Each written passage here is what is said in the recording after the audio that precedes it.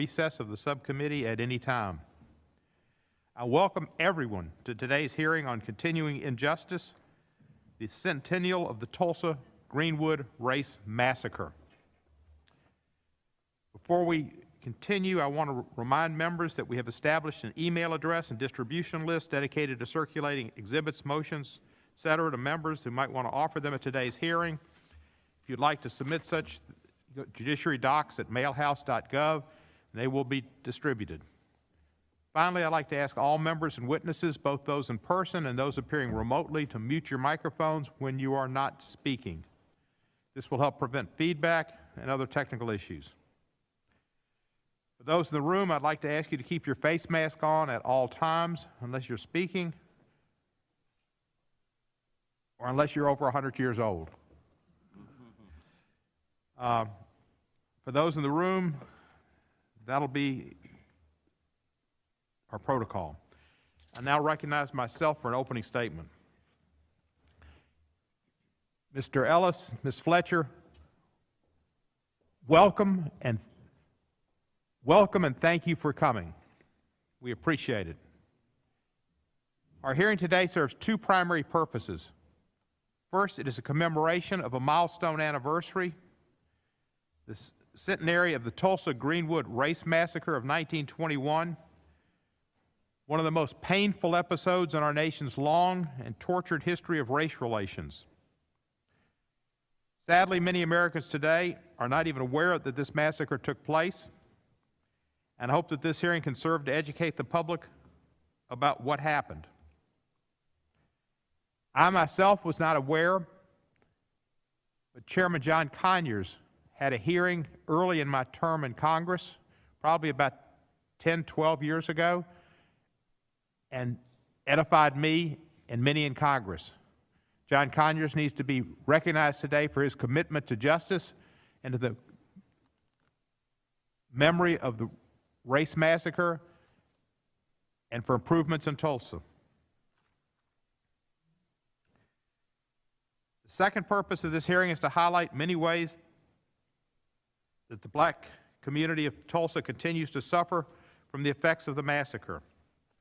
Indeed, as the hearing's title suggests, the injuries inflicted on the Greenwood community have continued to compound through the succeeding decades since the massacre, often directly because of actions taken by government officials.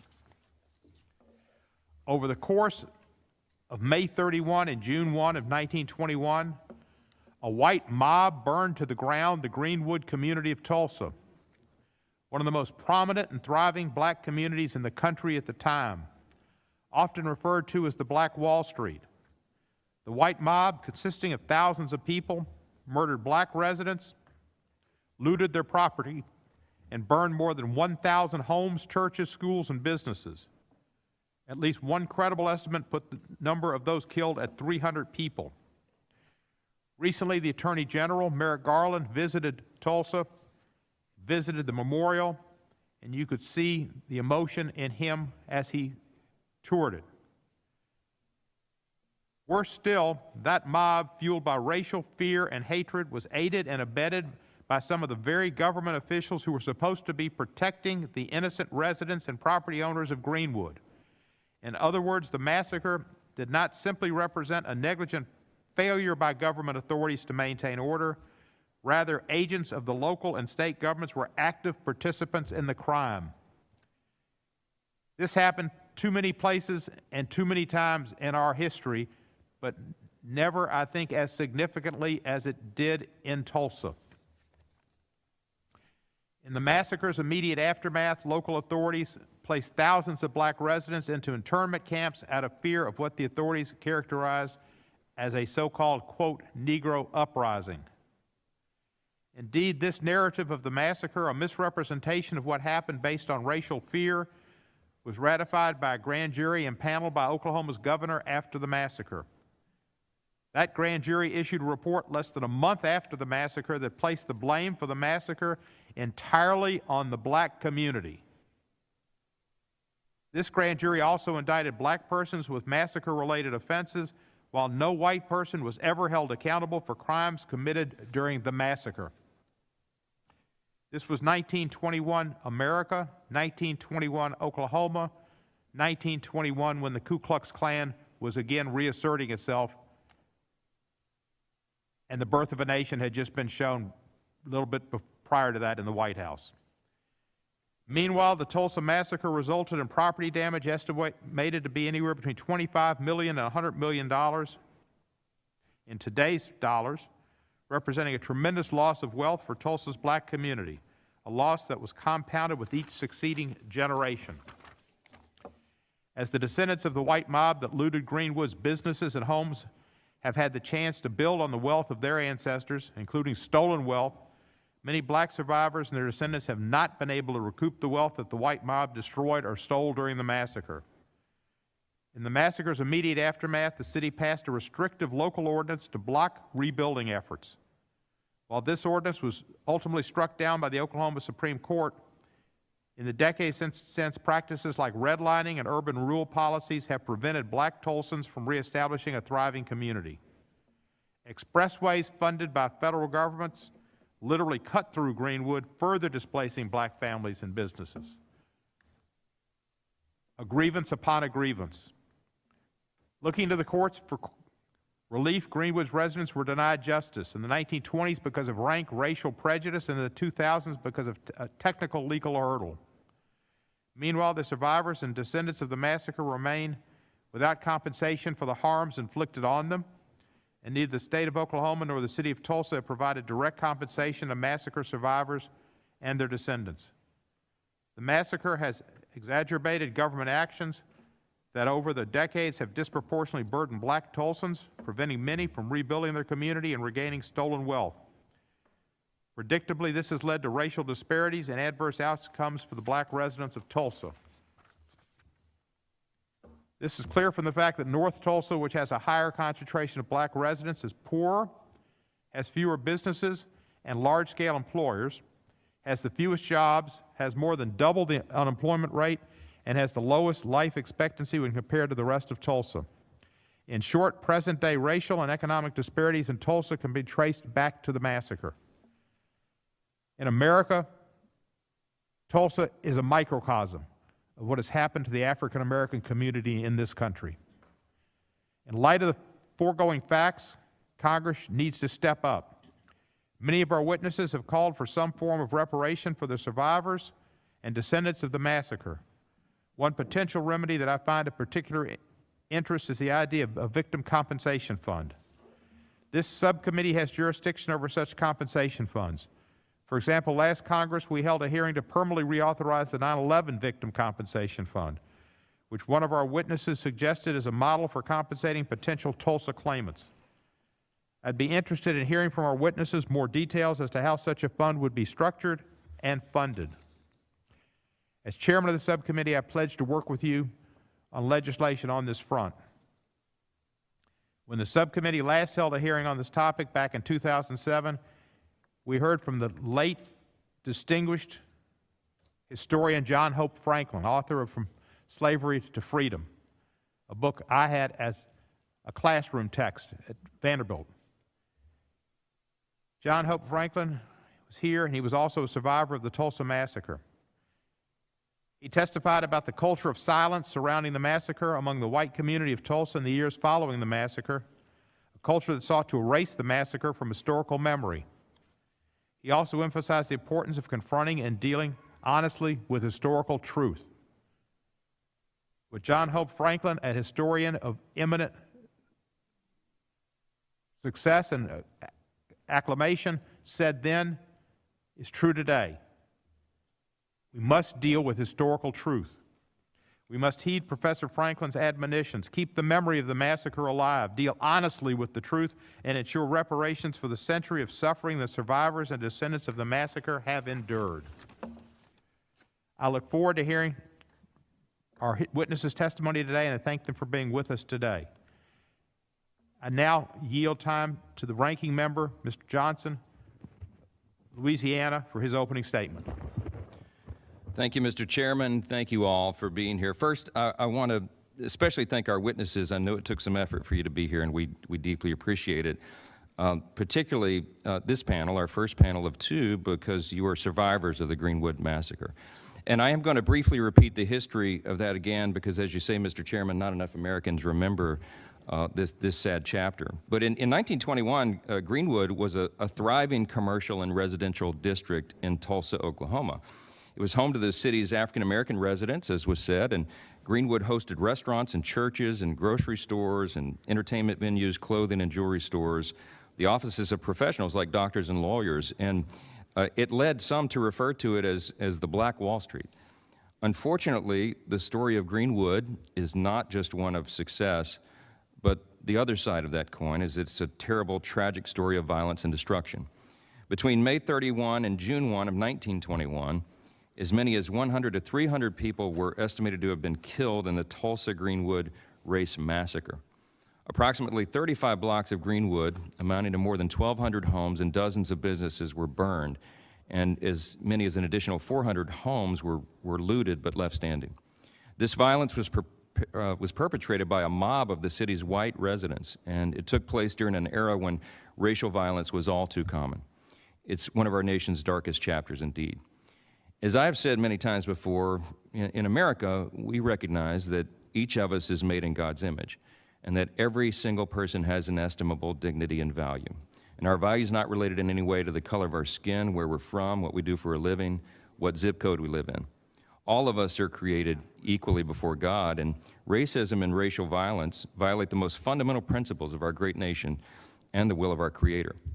While our country has its faults, we've obviously come a long way since the Tulsa Greenwood Race Massacre, and we believe our best days are still ahead of us. While it is important, obviously, that we recognize these terrible events that occurred 100 years ago, we also, at the same time, need to acknowledge that, thankfully, this event is not indicative of the broader reality that is present in our country today. Thank God for that.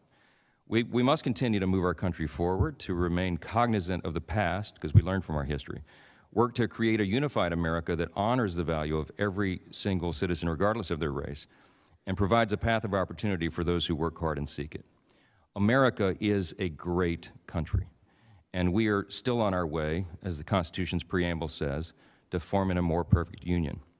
In 1862, President Lincoln famously said, "In giving freedom to the slave, we assure freedom to the free, honorable alike in what we give and what we preserve.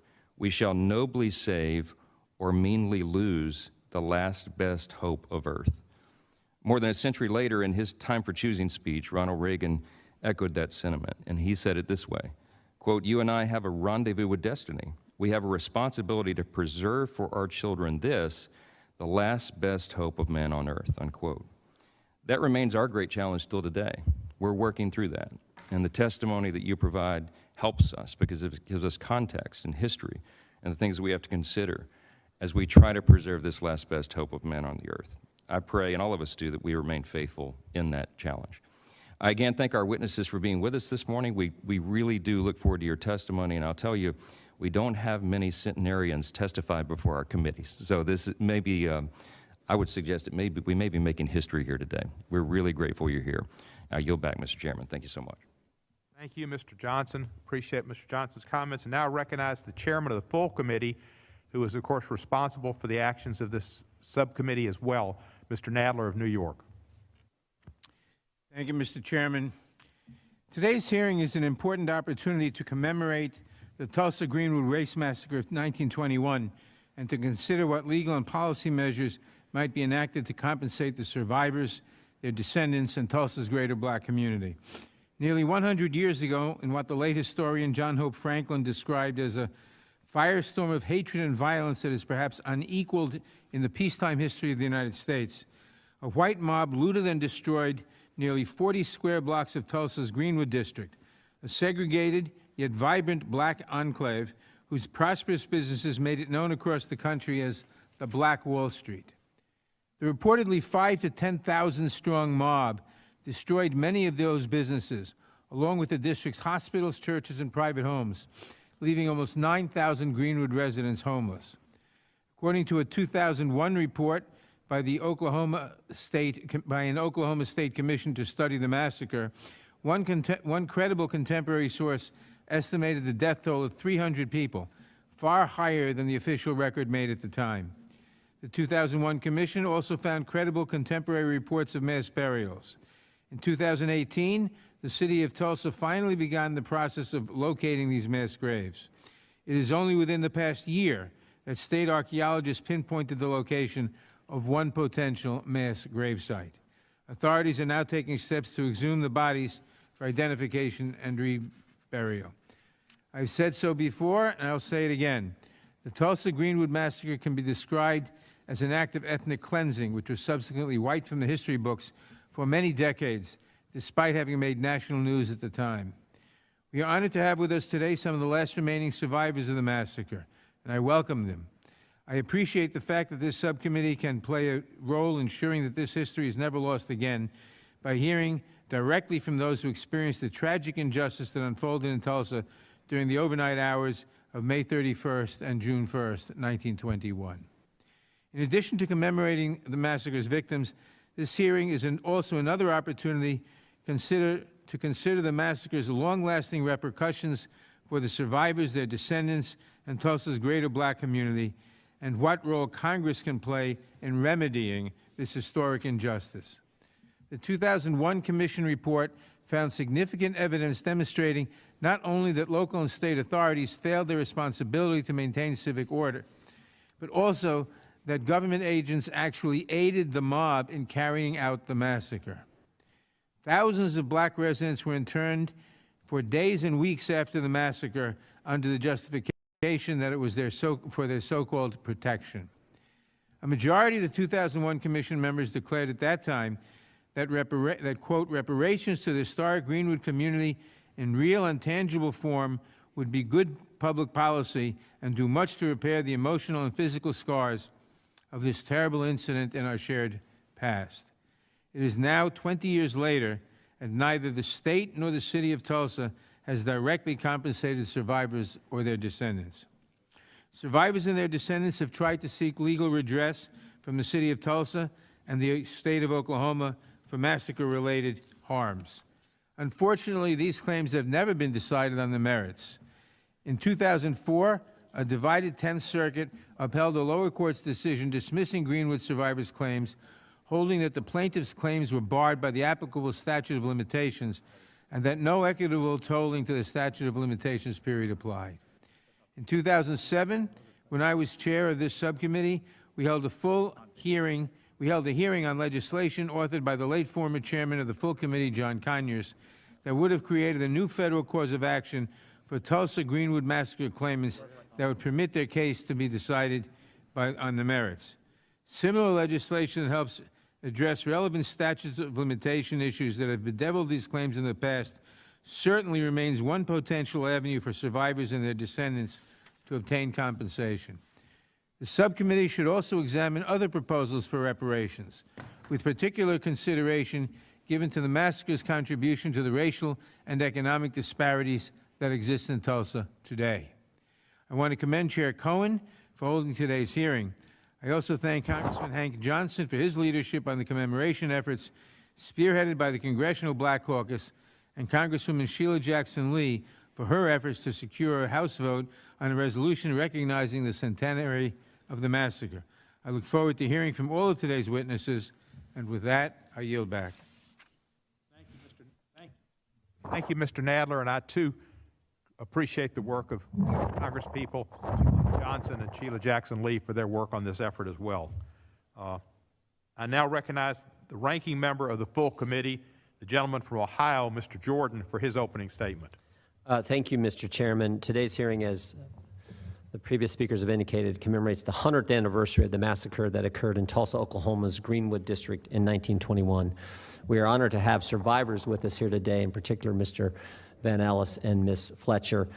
Thank you all for sharing your experiences with us. What happened in Tulsa in 1921 was as wrong can be, and today's hearing is important. It allows us to acknowledge the atrocity that took place in Tulsa in 1921 and learn from that tragedy. This hearing also allows us to reflect on our progress as a nation since the Tulsa Massacre. America, while not perfect, is an exceptional country. America is the best country in the history of the world. We are always growing, always learning, and always striving toward a more perfect union. And this hearing, where we can take stock of what happened in our past and learn from it, shows just how exceptional America really is. In recent years, we have seen the lowest unemployment rate for African Americans in history, historic criminal justice reform, and expanded educational opportunities. As we reflect on the past, we must discuss how we can empower the community affected by this tragic event with improved employment and educational opportunities. I look forward to all the testimony today, but particularly from the survivors of this tragedy from 100 years ago. Thank you again for all being here today, and Mr. Chairman, I yield back. Thank you, Mr. Jordan. We welcome our witnesses and thank them for participating in today's hearing. I will now remove my mask, and I will introduce each of the witnesses. And after each introduction, we'll recognize the witnesses for his or her oral testimony. Each of your written statements will be entered into the record. We ask you to testify within 5 minutes, but we will understand. To help you stay within that time, there are lights on your table, switches to green to yellow to indicate you have a minute remaining, and when it turns to red, it means your time has 5 minutes have expired, but we will be liberal in the first panel. For our witnesses testifying remotely, there's a timer in the Zoom view that should be visible at the bottom of your screen. I would like to remind all of our witnesses appearing on both panels that you have a legal obligation to provide truthful testimony, and that if you should not, you are subject to prosecution under the United States Code. Today we have 2 witness panels. On the first panel will be a very special group of witnesses, the 3 known remaining survivors of the Tulsa Greenwood Race Massacre. We're deeply honored that they have agreed to testify before us and eagerly anticipate hearing their firsthand accounts of that horrific days. We also know, for those witnesses who traveled to Washington, about your difficulties with your flight and delayed luggage, so we're even more grateful to have you here with us today. There's been an agreement the subcommittee will forego questions of the first panel, and we will simply, unlike most Congress people, just listen and learn. Our first witness is Miss Viola Fletcher, also known, if I can, Mother Fletcher. Thank you. I don't have a mother, so thank you. Mother Fletcher is the oldest living survivor of the Tulsa Race Massacre. She was 7 years old when she lived through the massacre. Mother Fletcher, you are now recognized to testify.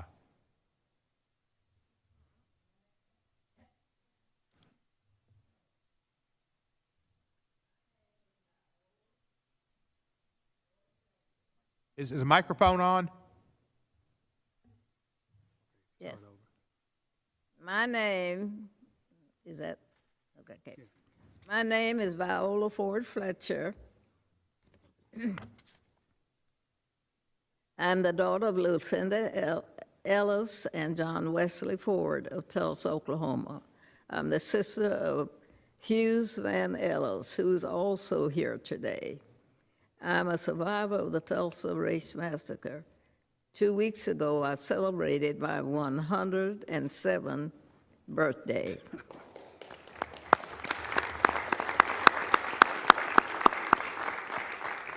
Today, I'm visiting Washington, D.C. for the first time in my life. I'm here seeking justice, and I'm asking my country to acknowledge what happened in Tulsa in 1921.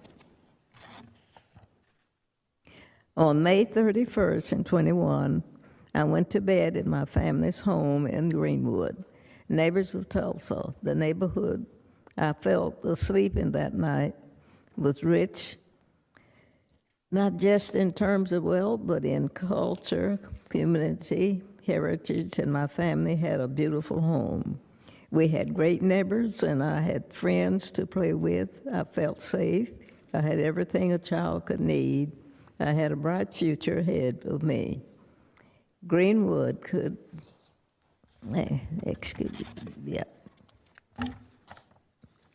Still, Greenwood should have given me the chance to make truly make it in this country.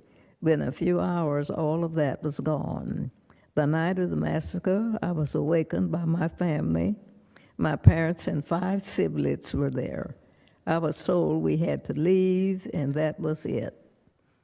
I will never forget the violence of the white mob when we left our home. I still see black men being shot, black bodies lying in the street. I still smell smoke and see fire. I still see black businesses being burned. I still hear airplanes flying overhead. I hear the screams. I have lived through the massacre every day. Our country may forget this history, but I cannot.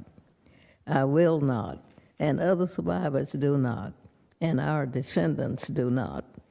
When my family was forced to leave Tulsa, I lost my chance of an education.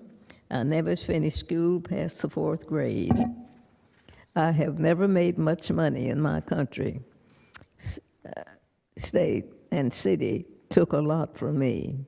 Despite this, I spent time supporting the war effort in the shipyards of California, but most of my life I was a domestic worker serving white families. I never made much money, but to this day I can barely afford my everyday needs. All the while the city of this Tulsa have unjustly used the names and stories of victims like me to enrich myself and its white allies through the 30s million raised by the Tulsa Centennial Commissioner while I was continued to live in poverty. I am a 107-year-old and have never been seen justice. I pray that one day I will. I have been blessed with a long life and have seen the best and the worst of this country. I think about the terror, horror inflicted upon black people in this country every day. This subcontinued committee has the power to lead us down a better path.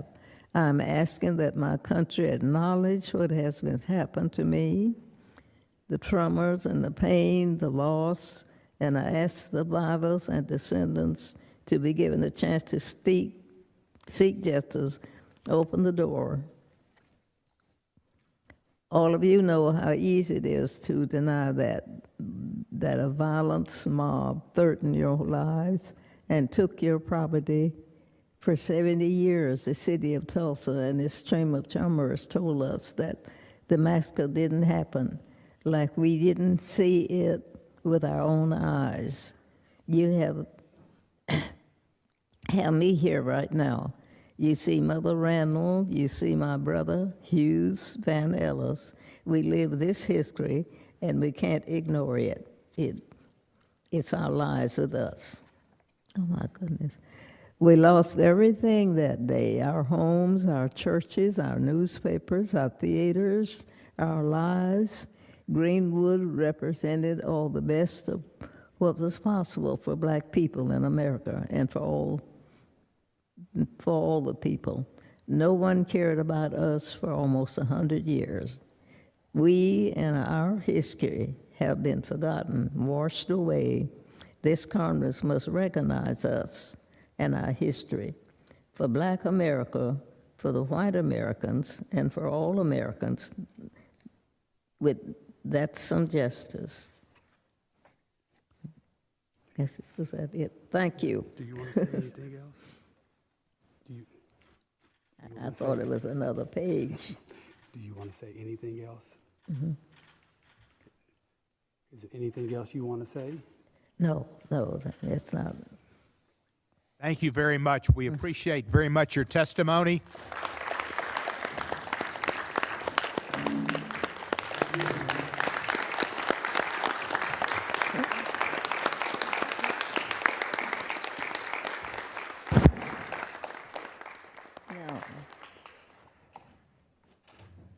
Mother Fletcher, if we don't learn from history, we're doomed to repeat it.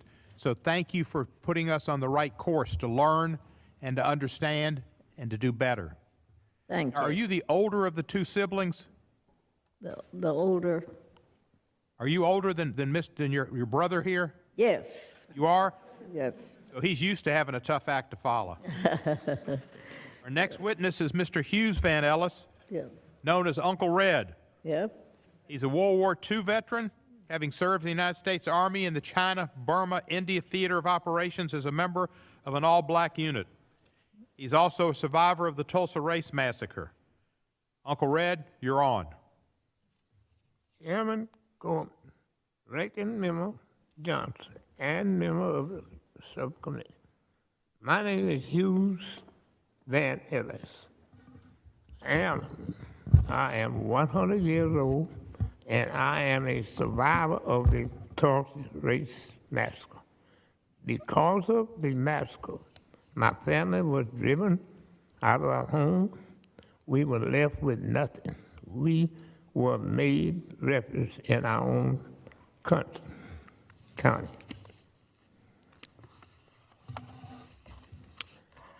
My childhood was hard, and we didn't have much. We worried what little we worried what little we had would be stolen from us, just like it was stolen in Tulsa. You may have been taught that when something is stolen from you, you can go to the courts to be made whole. You can go to the courts to get justice. This wasn't the case for us. The courts in Oklahoma wouldn't hear us. The federal courts said we were too late. We were made to feel that our struggle was unworthy of justice, that we were less valued than whites, that we weren't fully Americans. We were shown that in the United States, not all men were equal under law. We were shown that when black voices called out for justice, no one cared.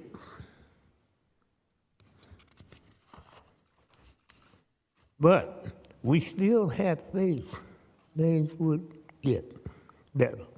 We still believe in the promise of America in the cases of freedom. I did my duty in World War II. I served in combat in the Far East with the 234th AAA Gun Battalion. We were all black battalion. I fought for freedom aboard, even though it was ripped away from me at home. Even after my home and my community were destroyed. It's because I believe in the end, America would get its right.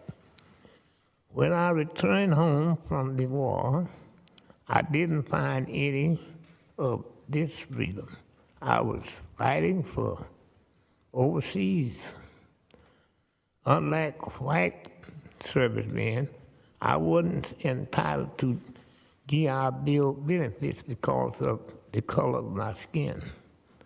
I came home to segregation, a separate and unequal America, but still I believed in America. This is why we are still speaking up today. Even at this age of 100, the Tulsa Race Massacre is a footnote in the history books for us. We live with it every day, and the thought of what Greenwood was and what it could have been. We aren't just black and white pictures on a screen. We are flesh and blood. I was there when it happened. I'm still here. That's right. That's right. My sister was there with the she's still here. We are not asking for his hand out. All we are asking for is for a chance to be treated like a first-class citizen. Who truly in the pictures of the promise Take your time. Take your time. that this is a land where there is liberty and justice for all. We are asking for justice for a lifetime of ongoing harm that was caused by the massacre. We can give us the chance to be hard and give us a chance to be made whole after all of these years and after all of our struggle. I still believe in America. I still believe in the ideas that I fought overseas to defend. And believe if given this chance, I will do the right thing and justice will be served. Please do not let me leave this earth without justice like all the others, massacre survivors. Thank you so much. Thank you, sir.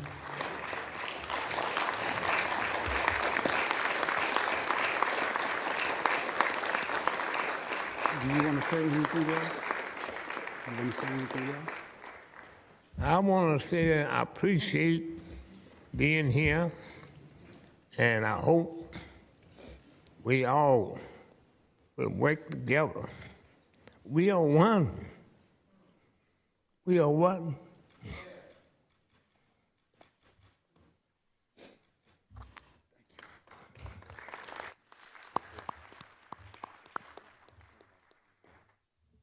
Thank you, Mr.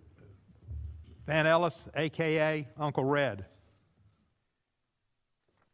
The last witness on our panel is coming to us through Zoom, our reasonable facsimile of such, Miss Leslie Benningfield, Randall. Mother Randall was 6 years old when she lived through the Tulsa Race Massacre. Mother Randall will be joining us virtually. Mother Randall, you are recognized now.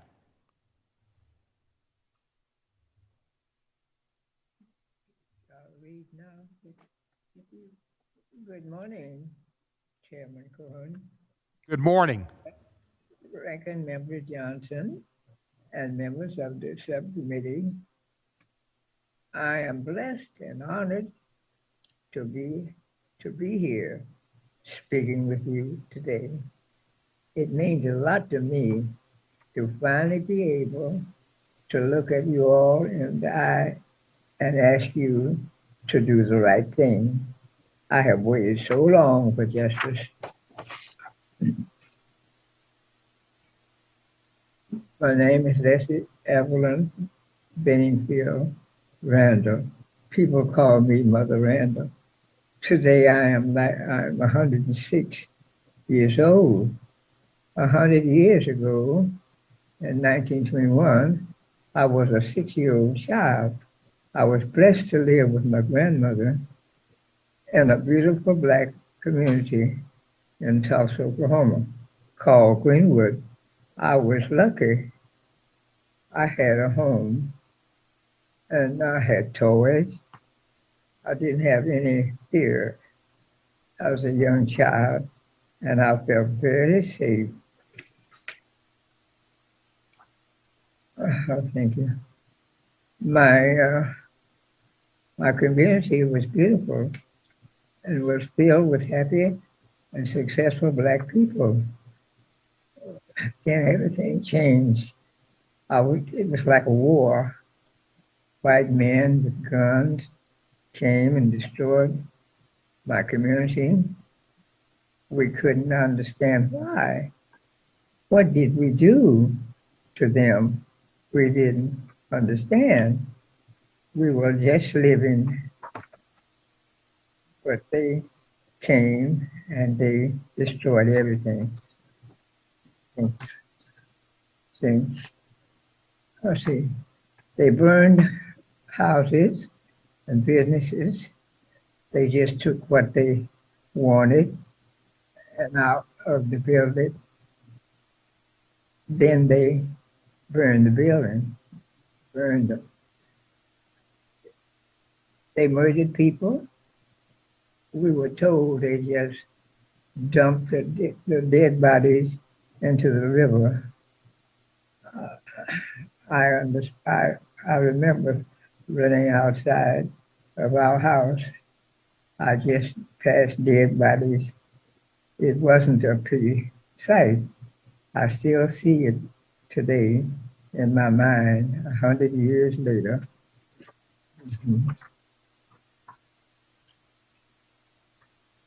I was so scared. I didn't think we could make it out alive. I remember people were running everywhere. We waited for the soldiers to come, and when they finally came, they took us to the background where we would be safe. It felt like so long before they came. Thank you. Let's see. I survived the 1921 Tulsa Race Massacre, and I have survived 100 years of painful memories and losses. By the grace of God, I am still here. I have survived. I have survived to tell this story.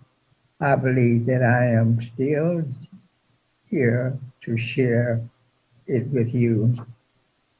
Hopefully, now you all will listen to us while we are still here. Some more. The white people who did this to us were filled with so much hate. It is disgusting that they hate us that they hate us for no reason except that we are Black people. We know most of the people who committed these acts and died are dead now. The three of us here today are the only ones left that we know of. But just because these men are probably dead, the city and county of Tulsa, the state of Oklahoma, and the Tulsa Chamber are still responsible for making it right, because it was they who caused the massacre, and it's continued on. The chamber helped ensure that we could not rebuild after the massacre, including holding us in intimate camps. They owe us something. They owe me something. I have lived much of my life poor by opportunities. My opportunities were taken from me, and taken from me and my community. North Tulsa, Black Tulsa is still messed up today. They didn't rebuild it. They sure did. It's empty. It's a ghetto. They have raised more than $30 million and have refused to share any with me or the other two survivors.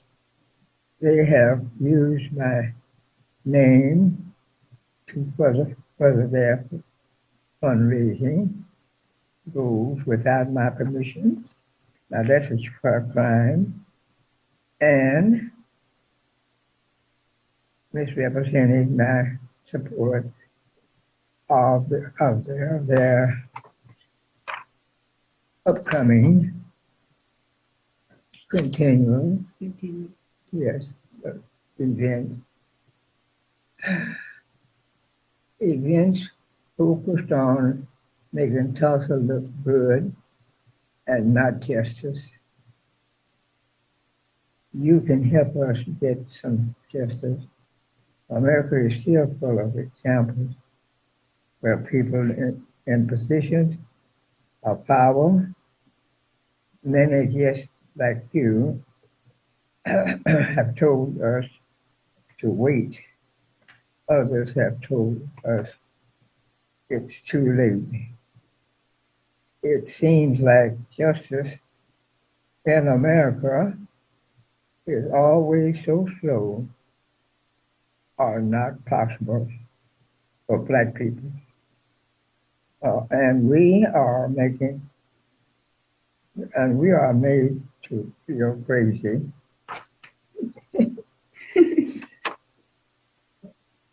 just for asking for things to be made right. There are always so many excuses for why justice is so slow or never happened at all. I am here today, 106 years old, looking at you all in the eye. We've waited 100 years. No, we have waited too long, and I am tired. We are tired. And lastly, I am asking you today to give us some peace. For some peace, please give me, my family, and my community some justice. Thank you.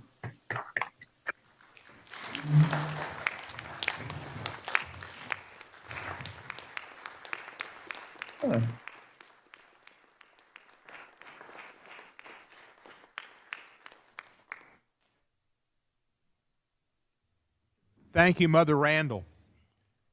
Thank you, Mother Fletcher and Uncle Red. Your efforts to be here are appreciated. Your testimony is greatly appreciated.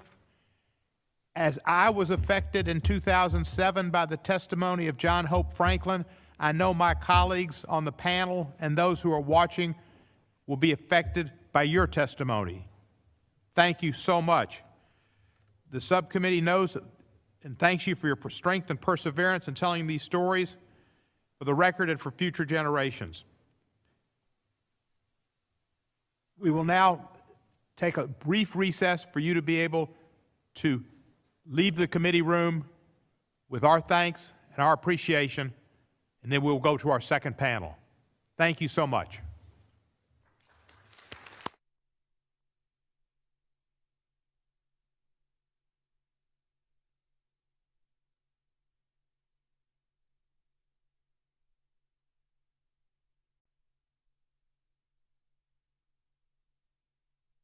Massacre. Representative Goodwin is a Tulsa native and currently serves as chair of the Oklahoma Legislative Black Caucus and is assistant minority floor leader. Representative Goodwin received a Bachelor of Fine Arts degree from the University of Kansas and completed master's coursework at Columbia College in Chicago, Illinois. I understand the Oklahoma House is in session today and that Representative Goodwin might have to briefly step out during points in her hearing to cast votes on the House floor. Thank you for being here, and you are recognized. Thank you so much. It is, first of all, I'd just like to say it's a privilege to be able, first of all, to hear from Miss Leslie Benningfield Randall at 106, Miss Viola Fletcher, 107, Mr. Hughes Vann Ellis, 100 years old. I have the pleasure of knowing these folks and knowing that they indeed are deserving of justice. I will say before I start my statement that I think really for right-hearted, right-minded folks, we've heard enough. It is beyond question that a massacre occurred in 1921. It's beyond question that death happened and murder happened and bombs from airplanes fell on Tulsa. And what holds us up for a century are those that would want us to just say, God bless America. Those that would want us to say that America is the greatest country that we could ever think of. But what we fail to understand is that as we are all American, we're not all treated as the best Americans should be. And I think that we've had a marvelous example of those that have given their lives, that have served this country. And even today, they say perhaps God allowed them to live this long just so they could see this day, to make it for the first time to Washington, D.C. And we hope that the welcome is real, and beyond us understanding what happened, we get it. We've been saying it for a long time, but beyond saying it and beyond hearing it, where are the doers of God's word? So we're just saying that beyond the, yeah, we feel sorry for you, you're nice senior citizens, thank you for stopping by. They stopped by for justice. And I'm just hoping that right hearts and minds will prevail so that the John Hope Franklin that has passed on, who we had the privilege of knowing, he died seeking justice. My great-great-grandfather, James Henry Goodwin, he was in Tulsa. My great-grandmother, Carly Marie Goodwin, she was in Tulsa. My grandfather, Edward Goodwin, and my aunt, Anna Goodwin, all Tulsans, all survivors of the 1921 Race Massacre. They went to the courthouse, the district courthouse, in 1921. They were not too late. The statute of limitations had not expired. And they went saying that we had property, some 14 properties. We had a building at 123 North Greenwood.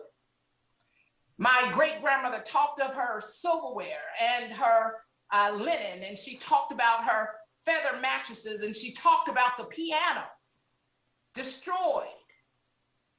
She talked about the books in the library gone.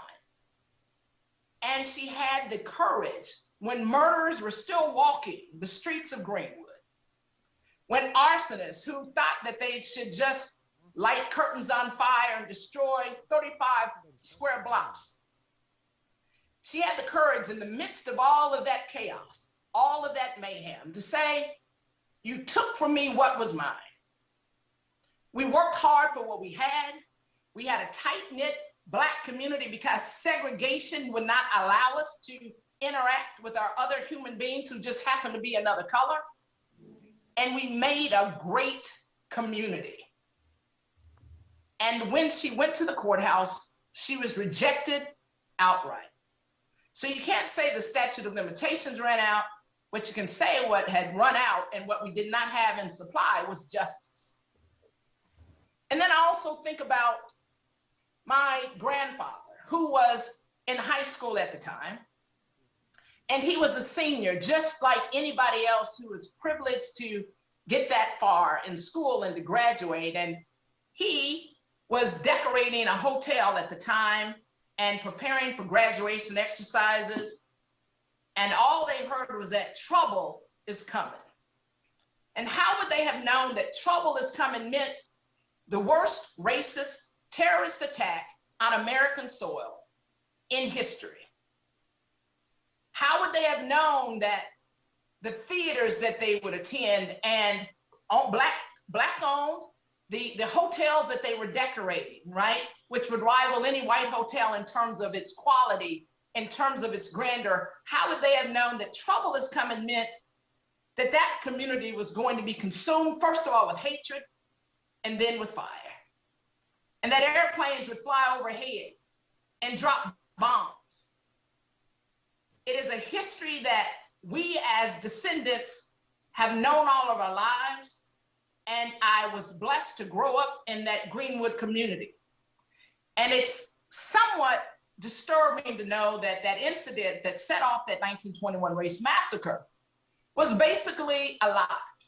And it was a lie that took lives. It was that same old story about the scary, savage Black man who somehow was harming the white damsel in distress. And we know that was not even the case. Representative Goodwin, we're going to have to wrap up. Can you wrap up? You're a minute over. Yes, I will wrap it up. I will say this. Reparations are due. The harm is ongoing. And Tulsa now, when you still have the same ownership as it was in 1921, when the unemployment rate is 2.5 times that of our white counterparts, when criminal justice reform is not happening in Tulsa, those same police, that same state, that same city that was complicit, it exists today. Reparations are due. Restoration is due. Restitution is due. Thank you so much for allowing me to go a bit over time. We've got 3 great examples staring us in the face, crying out for justice. All we have to do is answer. Thank you. Thank you, Representative Goodwin. And if you see my friend Angela Munson, we served together on the National Conference of State Legislatures many years ago, and I know she's a colleague of yours at one point, I think. Give her my best. Absolutely. Was just with her last week. Thank you. Will absolutely convey the message. Thank you for the privilege. Our next witness is Demario Solomon Simmons. He is the founder and executive director for Greenwood. He's an attorney with a nationwide practice that includes advocating for reparations for the survivors of the 1921 Tulsa Greenwood Massacre and citizenship rights of Black Creek Indians. He's also an adjunct professor at the University of Oklahoma, teaching courses on African and African American history, culture, and other issues.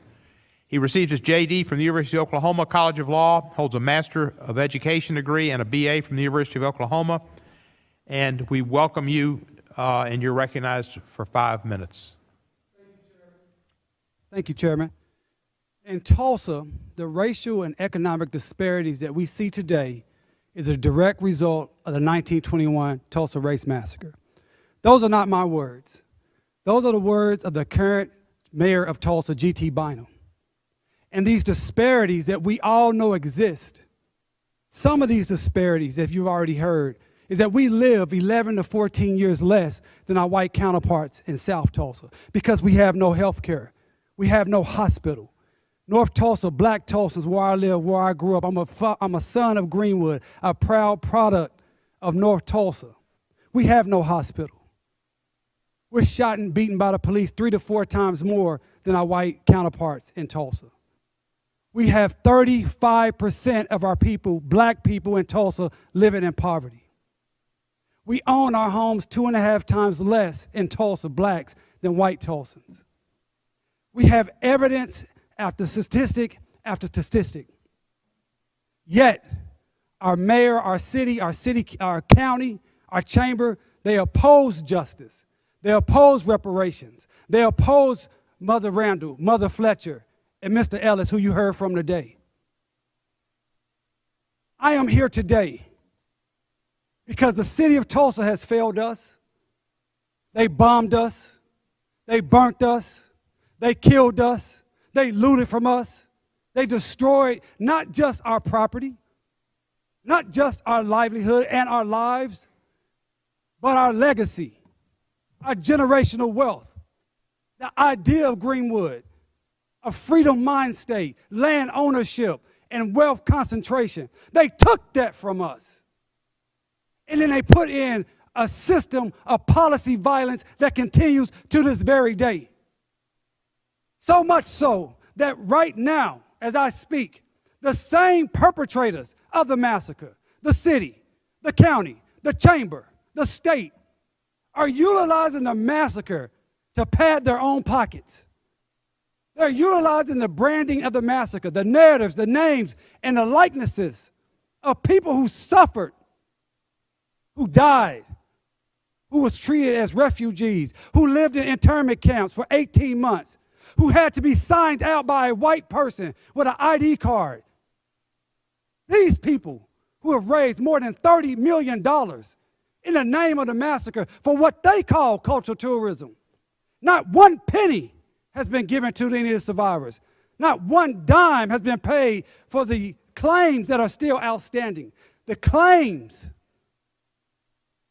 that these sophisticated, wealthy black people had the wherewithal, the savviness to have insurance policies. Over 1,400 claims remain today. Over $50 million. We know who's owed this money. We know who made the claims. We know where they lived. We know what was taken. We also even know some of the insurance companies that are still active today. I want to give you their names. CNA, AIG Companies, the Insurance Company of Pennsylvania, Westchester Fire Insurance Company, the Hartford, Great American Insurance Company, Insurance Company of North America, North River Insurance Company, California Insurance Company, Phoenix Assurance Company. We have reached out to these folks, asking them to engage in a conversation on how they can directly benefit those who they failed 100 years ago. And just like the city has refused, just like the state has refused, just like the chamber has refused, we have not got any of the insurance companies to engage in a meaningful discussion with us at this time. The banks failed us. Thousands of the survivors of Greenwood lost their life savings in the banks because their bank books burnt up and they couldn't get their money out. And we've researched and found at least 17 of those banks we believe are still operating through Chase and Bank of Oklahoma. We want a conversation with them also. The courts failed us. There's been over 100 lawsuits filed on this issue, and not one has been heard on its merits. You heard from my clients. I have the great honor to serve as lead counsel. These three wonderful, amazing people you heard from today. We went through hell to get here. Mother Fletcher traveled yesterday from 6 a.m. in the morning, and we didn't get in to our hotel till after midnight. This woman didn't complain. This woman didn't have anything to eat. She said, I got to be here. I want to see justice.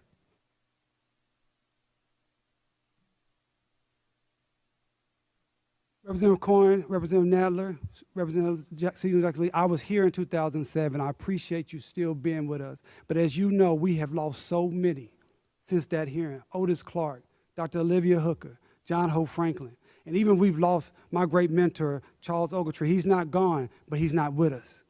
People who have fought. I'm literally standing on the shoulders of so much people who have suffered so long. We are coming to you. I am coming to you in the name of my community, my people, my clients, asking that you do for us what this Congress has done for the Japanese internment victims, what this Congress has done for the 9/11 terrorist victims. We're asking to be treated as full human beings. We're asked to be treated, that it is the belief in America that Dred Scott is not the law of the land, that the black man does have rights that America must respect. And I know my time is getting low, but let me just finish with this.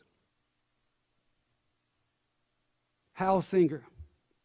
Show you how powerful this issue is. Hal Singer was a world-renowned musician. He was a Greenwood survivor. He was dying over the last summer, 2020, in France. He moved from America because of racism. He had a stroke, he was blind, he was on hospice, dying. And I felt bad because I was communicating with his family. And I said, you know what, maybe I should stop calling you guys because this time period. His wife admonished me. He said, are you crazy? Until he dies, Hal Singer is going to fight for justice for what happened to his parents and his community. And she sent me a letter that he wrote in 2007. And this is what he said. I've never had a lot of faith in the legal system for black men. That's why I moved to France. And I know we will lose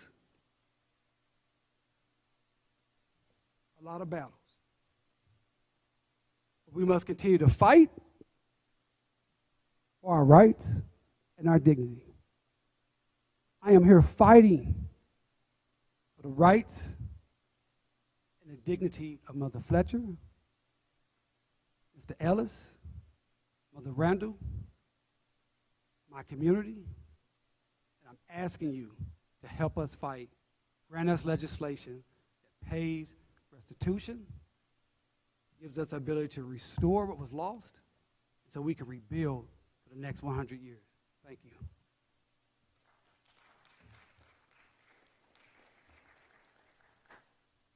Thank you, Mr. Solomon Simmons, and appreciate your being here and a continuum from 2007 and remembering Tree. Our next witness is Dr. Tiffany Crutcher. She is the founder and executive director of the Terrence Crutcher Foundation and a descendant of the Tulsa Race Massacre. The foundation's focuses are criminal justice and police reform, providing scholarships to African American students, community youth development, and policy advocacy. Dr. Crutcher's twin brother, Terrence, who was shot by a police officer in 2016 in Tulsa while holding his hands in the air. She has since dedicated herself to transforming a justice system that has long perpetuated injustice dating back to the 1921 massacre. Dr. Crutcher received a BA from Langston University and a clinical doctorate from Alabama State University. You're recognized for 5 minutes. Thank you so much, Chairman Cohen, and to this esteemed subcommittee. Thank you so much for having us. My name is Dr. Tiffany Crutcher, and I'm the daughter of Reverend Joey and the late Leanna Crutcher, who recently passed away of COVID-19 in January. And I am the great-granddaughter of Rebecca Brown Crutcher, a survivor of the 1921 Tulsa Race Massacre. And as I sit here today in front of this body, in the very seat of our democracy, I know in my bones that she is here with me in this fight for justice. Reparations is simply making amends for a wrong, and that is what we are asking for today. 100 years ago, my great-grandmother was simply enjoying her life as a successful entrepreneur in Tulsa's Greenwood neighborhood. And she wasn't alone. You see, Greenwood, you couldn't go a block without passing a thriving black-owned home or business. 10,000 people called this place home. This was Black Wall Street, where people like my great-grandmother Rebecca had found safety and a rare refuge in the grim days of Jim Crow. But this paradise, this vibrant place my great-grandmother helped to build would soon be wiped away in a flood of racial terror, white supremacy, and anti-black racism. On May 31st and June 1st of 1921, an angry white mob began their murderous rampage across Greenwood, turning the once thriving black community into an apocalyptic pile of rubble, bones, and bodies. Homes were set ablaze with families trapped inside. Men fired guns and indiscriminately into the street. And for the first time in history, bombs were dropped on American soil. Rebecca Brown Crutcher hopped on the back of a wagon and fled for her life. She was one of the thousands of black Tulsans forced to flee Greenwood and leave everything behind.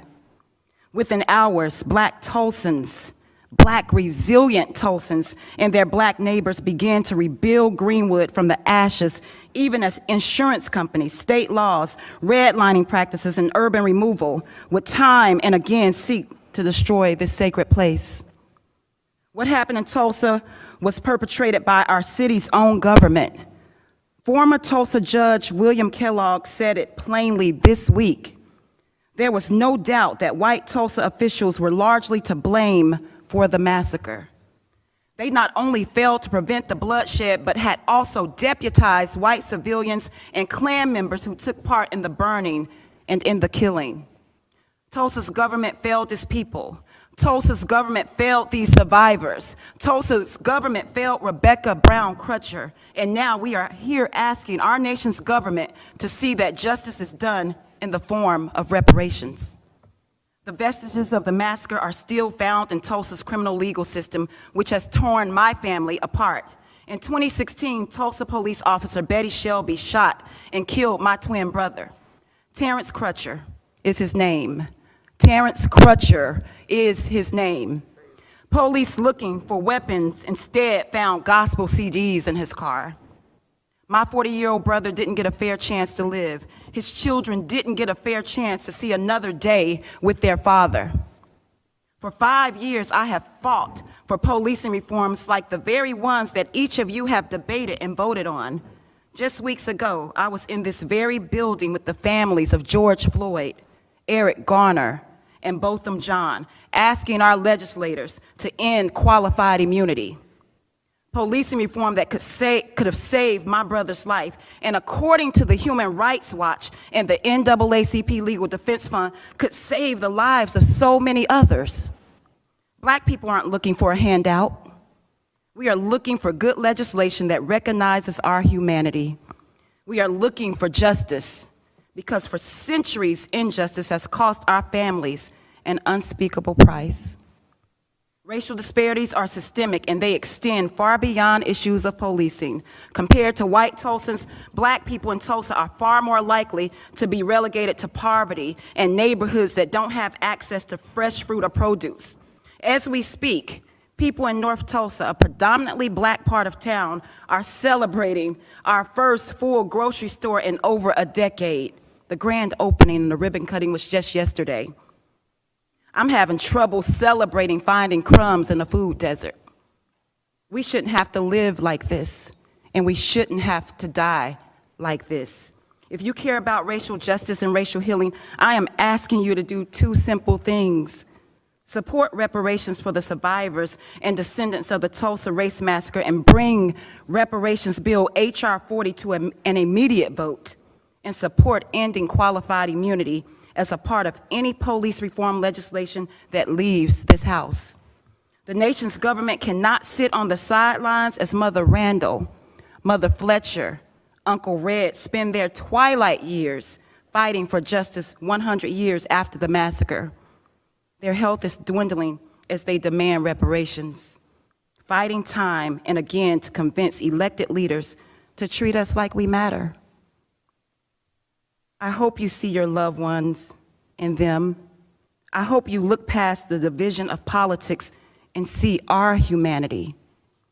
I hope you see why they're calling for reparations for the generational wealth, loved ones, memories, and opportunities that have been stolen from them, from us. I know most of you believe in justice. All we're asking for in Tulsa and black communities across the U.S. is for repair, respect, and restitution. If Rebecca Brown Crutcher, Mother Randall, Mother Fletcher, or Uncle Red were a part of your family, would you want the same thing? For them, I implore you to embody our nation's sacred promise of justice for all. And as I close with a quote of the late Ella Baker: "Those who believe in freedom cannot rest, and we will not rest until justice comes." Thank you. Thank you, Dr. Crutcher. I'm going to have to ask the next witnesses to try to keep your testimony to 5 minutes. We've been most liberal, but we do have time constraints. Our next witness is Mr. T.W. Shannon. He's the Chief Executive Officer of the Chickasaw Community Bank. He previously served in the Oklahoma House of Representatives, where at the age of 34, he became the youngest Speaker of the Oklahoma House of Representatives, as well as the first African-American and first Chickasaw Speaker. Mr. Shannon holds a J.D. from Oklahoma City University and a B.A. from Cameron University, Harvard University Fellow, and Aspen Institute Fellow. Mr. Shannon, you're recognized for 5 minutes. Ranking Member Johnson, members of the subcommittee, I appreciate this opportunity to share this testimony regarding the adoption of House Resolution 398, recognizing the forthcoming centennial of the 1921 Tulsa Race Massacre. While I am certainly thankful for the attention the resolution will bring to this reprehensible atrocity, much of the language leads me to suspect that there may be other motives for offering it. In my testimony today, I will express my disappointment that this somber occasion is being diluted by those who seek to further inflame racial divisions and foment animosity toward law enforcement. But first, let me focus on the event House Resolution 398 purports to commemorate.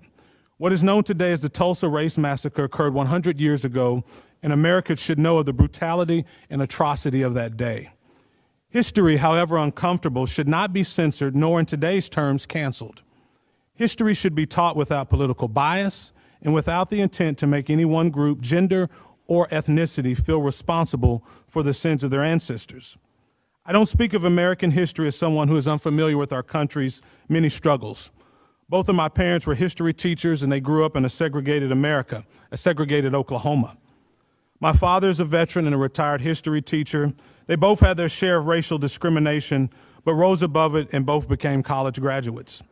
I learned not just from textbooks in schools, but from my parents, their desire to educate me on a subject that they deeply loved, Black history.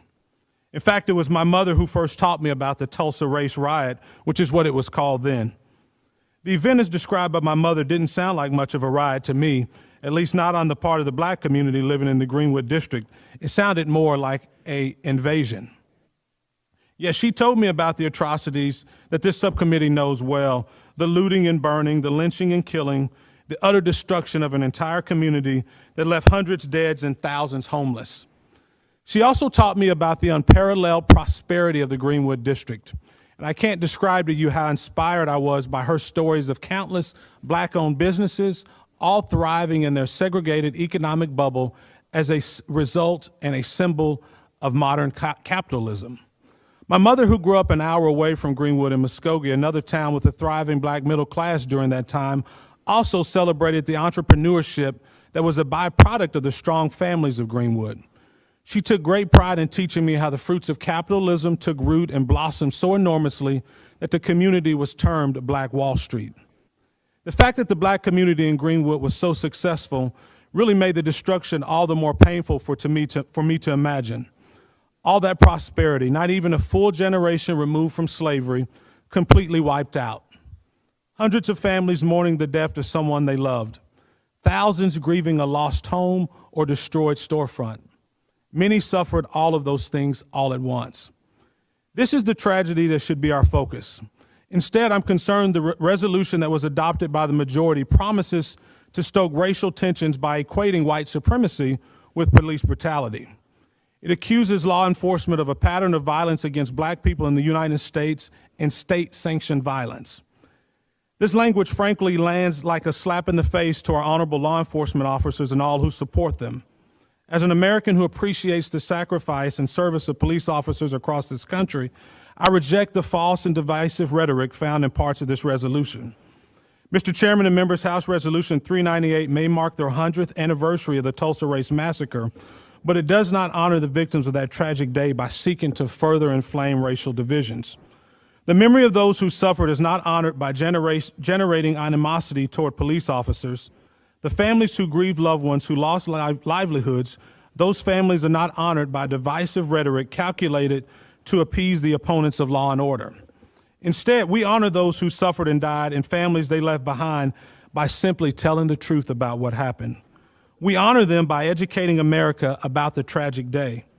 But above all, we can honor them by giving their descendants a land of freedom and opportunity. I can think of no greater way to honor the legacy of Black Wall Street than to foster a new generation of Black entrepreneurs and business owners, generating wealth and jobs that lift whole communities out of poverty. But if the legacy of Greenwood teaches us anything, it is that if we want strong communities and a strong nation, it first begins with strong families. Mr. Chairman, Ranking Member Johnson, and distinguished members, I thank you once again for the opportunity to be here today and offer my testimony on this important topic. Thank you, Mr. Shannon. As the former speaker, you recognize that time is important. Thank you for your testimony. Mr. Clarence Henderson, who I believe is going to be virtual, is our next witness. He's the national spokesman for the Frederick Douglass Foundation. He was a participant in the sit-in protest at the Woolworth Lunch Counter in Greensboro, North Carolina in 1960. He also served on the advisory board for Black Voices for Trump. Mr. Henderson, you're recognized for 5 minutes. Thank you. It is indeed an honor to be a witness before this subcommittee. And the previous testimony has brought tears to my eyes from Mother Randall, Uncle Red, and Mother Fletcher. The 1921 Tulsa race riot was a dark and horrific time in America's history and should be recognized as such. It was a massacre that is virtually unmatched in the recording of history in America and should be acknowledged and recognized by Congress so that history does not repeat itself. This is one of the great lessons of history that shows us of the past divide of America. It is an American past and not an American present. If we study American history in chronological order, we will see that our progress has not been a straight line. There have been detours. Nevertheless, we see the progress that has been made. We see the ratification of the 13th, 14th, 15th, and also the 19th Amendment. If we look further, we see the various civil rights acts that have been implemented to recognize that we should judge people by their character and not the color of their skin. We see laws in place dedicated to the self-evident truth that is God ordained that we all are created equal. In every instance where Blacks have prospered and succeeded to the heights of business, academia, politics, and more, it has been accomplished not because government threw money at perceived problems, but because our will to succeed was given the freedom to break down boundaries and remove obstacles. Given the atrocity of the Tulsa Race Massacre with lives, homes, businesses, and millions of dollars of Black wealth destroyed, as well as mass incarceration, the Trump administration enacted policies that focus on building up the Black community. The conservative policies instituted during the Trump administration, namely the First Step Act, funding for HBCUs, opportunity zones, and $5 billion platinum plan is diametrically opposed with what occurred in 1921. Such policies led to a free market, options in education, lower taxes, entrepreneurialism, and the freedom to choose one's own path. A true attempt to level the playing field for Black America and restore some wealth that had been destroyed. Unfortunately, like what occurred in Tulsa, some would like to effectively erase from collective memory the strides made to improve the Black community under the previous administration. As Frederick Douglass stated, the life of a nation is secure only while the nation is honest, truthful, and virtuous. When I look at our country today, I see a nation that has chosen to be governed by the rule of law and not the rule of man. The United States is great, not because it's perfect. I don't see systemic racism. I see systemic corruption. Yes, our past involved racial injustices. Yes, racism does exist. Yes, socioeconomic issues plague many of our communities. It is great, however, because the freedom of that all Americans have bestowed onto us by our Constitution, which gives us the ability to improve on our imperfections, to evolve from our past mistakes, and to get as close to true equality in comparison to anywhere else in the world.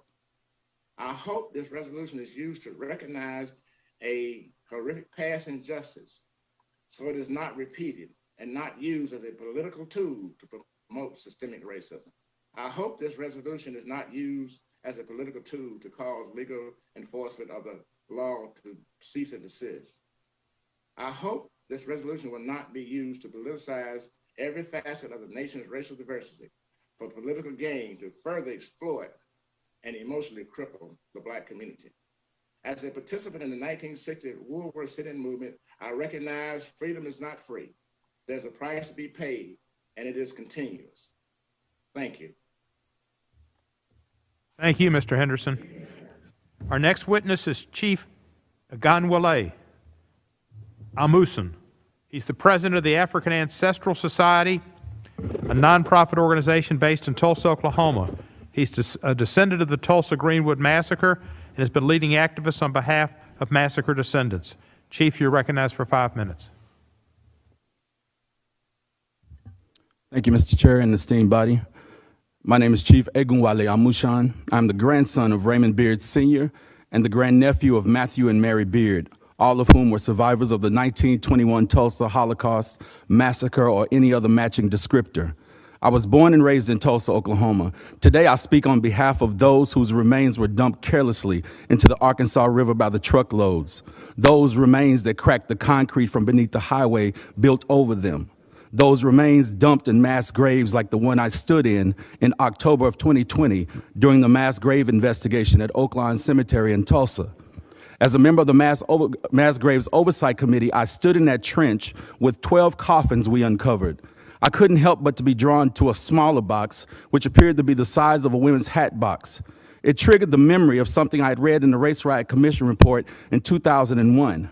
I rushed home to look at that document again, and it stated that the remains in the trench were not embalmed and the death certificates were not even signed by a medical examiner, a process undignified in every manner. The document stated that Tulsa County paid Stanley McCune Funeral Home to bury 16 bodies in the city cemetery. The report states that 4 of the 16 bodies placed in the mass grave were badly burned, and one was that of a stillborn baby. When I returned, I looked again at the box in the trench. I walked away and wept for the soul of this child and the mother who would never know the whereabouts of her child, lost both in the womb and in the earth. Our family's journey to Greenwood actually started 139 years ago when my children's 4th great-grandfather named King Blue co-wrote a letter submitted to Congress and the House of Representatives, just as I am doing today. King Blue was the former slave of the Chickasaw tribal leader, Benjamin Colbert. He and other tribal representatives presented a document in 1882 called the Memorial of the Chickasaw Freedmen. The intent of this appeal was to encourage the enforcement of the 1866 treaty that obliges the tribe to carry out the stipulations of the 3rd clause, which states the monies given by the federal government to the tribe requires the tribe to grant freed persons of African descent all the rights, privileges, and immunities, including the right of suffrage. The Chickasaw Nation refused to honor the treaty. So my relatives were nationless for 40 years until 1902, when through an act of Congress, thousands of forgotten enslaved Africans were made citizens of the United States of America. Around that time, my freedmen ancestors and those of my spouse migrated to Tulsa's Greenwood district. Greenwood brought a new sense of self-determination, restored dignity, one that would be short-lived, and the dreamland of Tulsa would become a nightmare. In just a few decades, my ancestors would experience enslavement, false freedom, Jim Crow, and a Holocaust that would be hidden from the pages of history for 100 years. Fast forward, it wasn't until 1997 that I became deeply aware of the Tulsa Holocaust and its implications. However, I remained unaware of my family's involvement until my grandfather became a plaintiff in the reparations suit of 2003. I felt a full range of emotions and unanswered questions. And today I regret that I asked so many questions because I was unaware of the trauma that I was invoking. The long-term implications of the Tulsa Holocaust and urban renewal can physically be seen today. This is not a matter of past trauma, it is concurrent. It is concurrent trauma. The long-term implications, again, of this Holocaust can be seen physically today. The plot to destroy the black township of Greenwood was not a spontaneous act caused by a rumor in an elevator. It was premeditated as well as racially and politically motivated. Many who discover the story of Greenwood cannot believe such a place was built, nor can they believe that this type of terrorism happened on American soil, on domestic soil. The violation of the 14th Amendment was not the result of a crazed mob. This was a city-sanctioned violation. The event resulted in the deprivation of life, liberty, property, without due process of law, as well as the failure to provide equal protection of the law. Greenwood was a cultural, social, and economic incubator, an environment that provided apprenticeship and other high standards. Its economic, political, and social stability. Most importantly, it provided a safe place to finally heal and detox individually and collectively, from the effects of post-traumatic slave syndrome.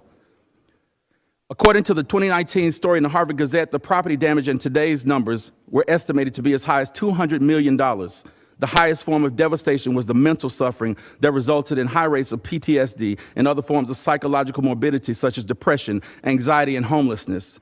Many of those who speak of Greenwood often reference the resilience of Greenwood's inhabitants because they rebuilt much of the district by 1925, and I'm winding down.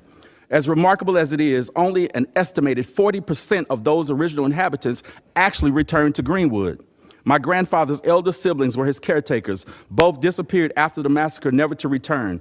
Their home and laundry business was burned to ashes. We later discovered that my great-uncle Matthew Beard fled to Los Angeles, where he and his wife changed their first names to conceal their identity. One cannot imagine the trauma of not knowing if a family member is dead or alive. Now I understand why my grandfather always said, "No news is good news." My grandfather would return to Greenwood in the 1940s to see it destroyed again in urban renewal. And this is my last paragraph. In 2003, my grandfather passed away a few months after becoming a plaintiff in the reparations lawsuit filed by Johnny Cochran and Charles Ogletree. According to the Supreme Court, this case would not be heard because the statute of limitations had run out. Today, the same city responsible for the crimes of 1921 are leveraging the suffering of 3 living survivors and their descendants in the name of tourism. When I look my oldest son in the eyes, I wonder if the charred baton of justice will burn in the palms of his hands, or will it be cleansed and cooled in the river of restitution? Thank you, sir. We appreciate your testimony and your work. Our next witness is Dreesen Heth. She is a research advocate at the U.S. Program of Human Rights Watch. She's an expert on reparations and reparatory justice and has authored reports and publications highlighting victims' rights to seek full and effective reparations that are proportional to the gravity of the human rights violations at issue, including acts of racial discrimination as dictated by international human rights law. Previously testified before us on H.R. 40 in February.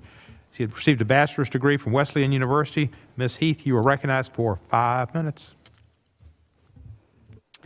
On behalf of Human Rights Watch, it is an honor to be here today. Thank you to Chairman Cohen, Ranking Member Johnson, and the subcommittee for this opportunity to testify at such a critical time in our nation's history, nearly 100 years since the 1921 Tulsa Race Massacre.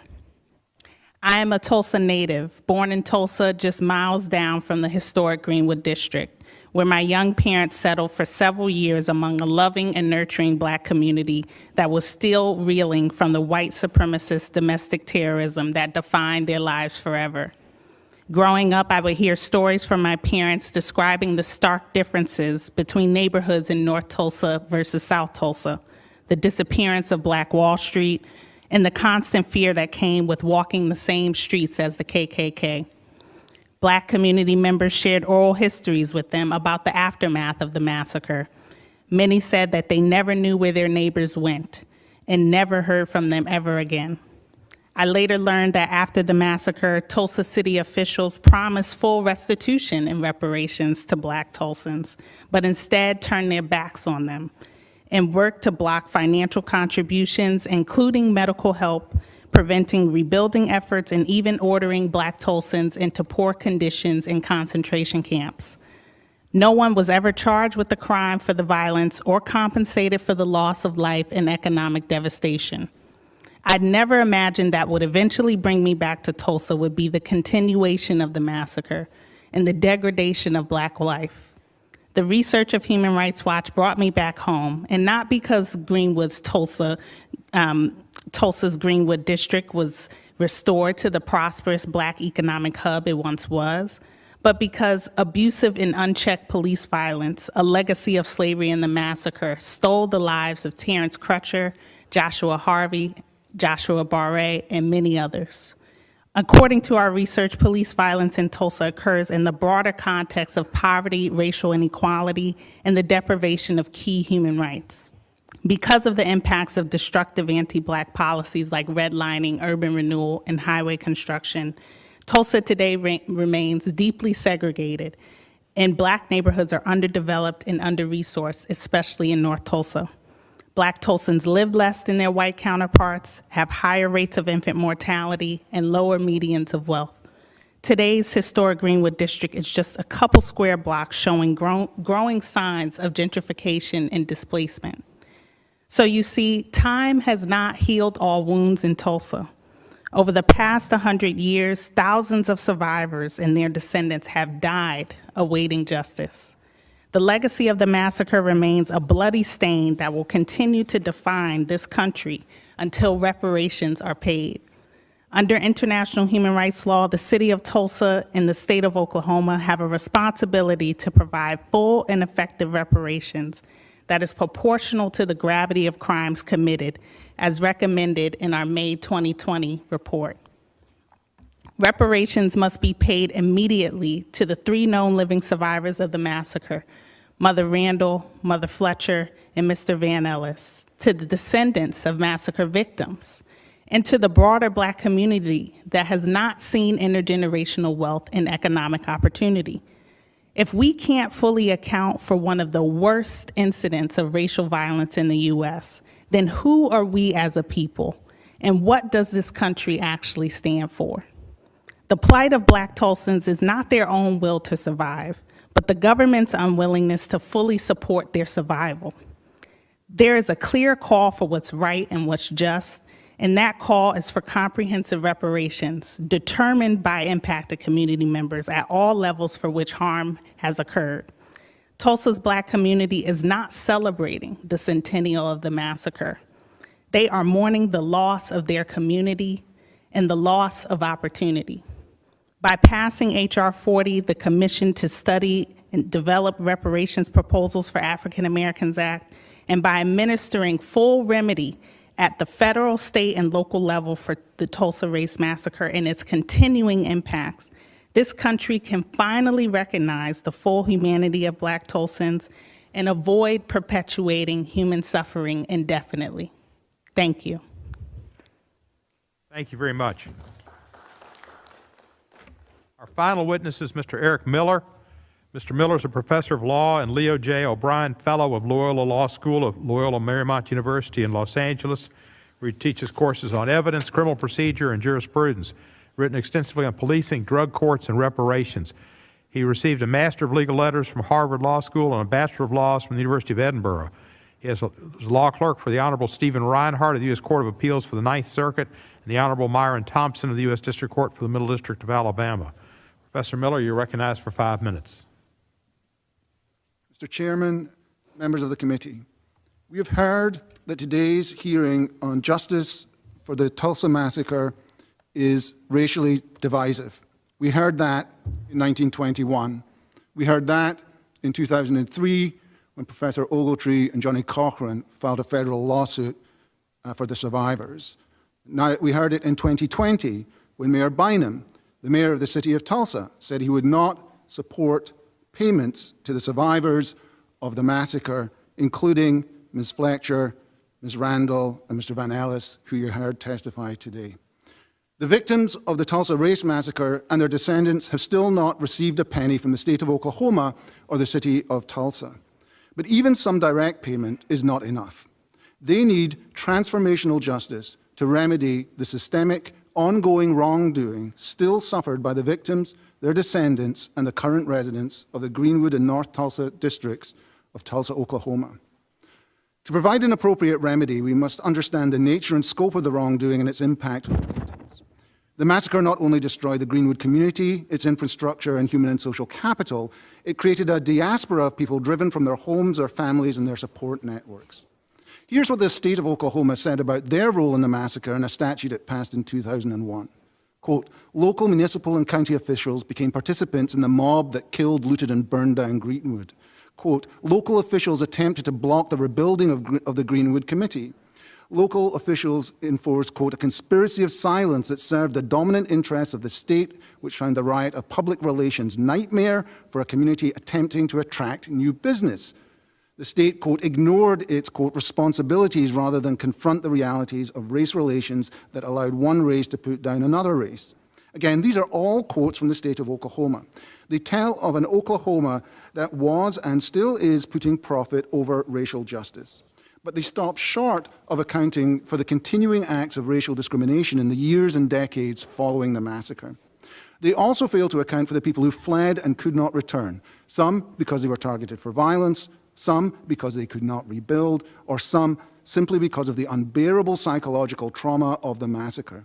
This great diaspora of the massacre is owed justice too. Typical reparations remedies include trust funds, a commission to identify the victims and their descendants, some permanent historical record, some form of direct payment to the victims, and college scholarships for the descendants. That's roughly what Congress provided for the victims of Japanese internment. However, the remedies for Tulsa must also address the current acts of the city and the Chamber of Commerce who destroyed social, economic, and cultural institutions and who continue to profit off the victims and survivors by misappropriating the histories and likenesses of the victims and their descendants. Repair requires rebuilding infrastructure in Greenwood and North Tulsa, buying back property, building hospitals and health centers, redirecting the highways that split these communities and families and friends apart, and remediating the environmental harms within these communities in Tulsa. These are the engines of its economic, but also its social and human capital. Repair also requires addressing the trauma and hurt experienced by the diaspora of descendants that exists around the country and around the world. The lead plaintiff in the 2003 federal case, which I was proud to be part of, John Melvin Alexander, a World War II and Korean War veteran, said that, quote, "The white person can't realize what they've done to the black people here," end quote. The enduring trauma of the massacre marked the survivors and their descendants, and still does, as you heard from so many people, to this day. We need a remedy fit for this massive act of horror. We've come here to Congress to ask you to pass it. Thank you. Thank you, Professor Miller. We'll now proceed under the 5-minute rule with questions, and I'll begin by recognizing myself for 5 minutes. What? I know is Mr. Sullivan, are you available for questions? Is he here? Well, let me start with Mr. Miller then. I'd like to have Mr. Sullivan for a question, but Professor Miller, some argue that the harms are in the past, that most of the victims and perpetrators are dead, which is all true, and there's no party responsible for the harm, nor any party entitled to receive compensation for the attack. What is your response? Well, my response is that we can still see the ongoing harms of the Tulsa Race Massacre to this day. Remember, all the families lost all their property in the massacre. They couldn't get their money returned by going to the courts. They couldn't get their money for their property by going to insurance companies. And so it was a devastating financial loss for over 10,000 people in Tulsa, Oklahoma. People fled the city. Families were split apart. And so infrastructure was destroyed. And that sort of destruction has continued over time as the city tried to rezone Greenwood, tried to prevent building back. And when people did build back, the city continued to target Greenwood for racially divisive urban development, driving a freeway through the middle of the community, splitting the community apart, dividing it from the rest of Tulsa. So the acts of the city, of the Chamber of Commerce, of the state, of the county, have continued from 1921 to 2021 to target this community. So it's been a continuing problem, and there's been no efforts at any remediation. Is that correct? That's correct. Worse, they've made it worse. And let me ask you this.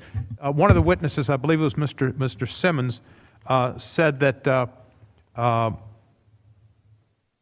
insurance companies had not honored claims. How did they go about? These were property casualty insurance, homeowners insurance, whatever. How did they go not get compensation? How did the insurance companies get out of it? They said there was a riot clause in the insurance and refused to pay up. And so the insurance companies denied hundreds of people their claims, people who are victims of the race massacre, by claiming that they didn't have to pay because of a riot.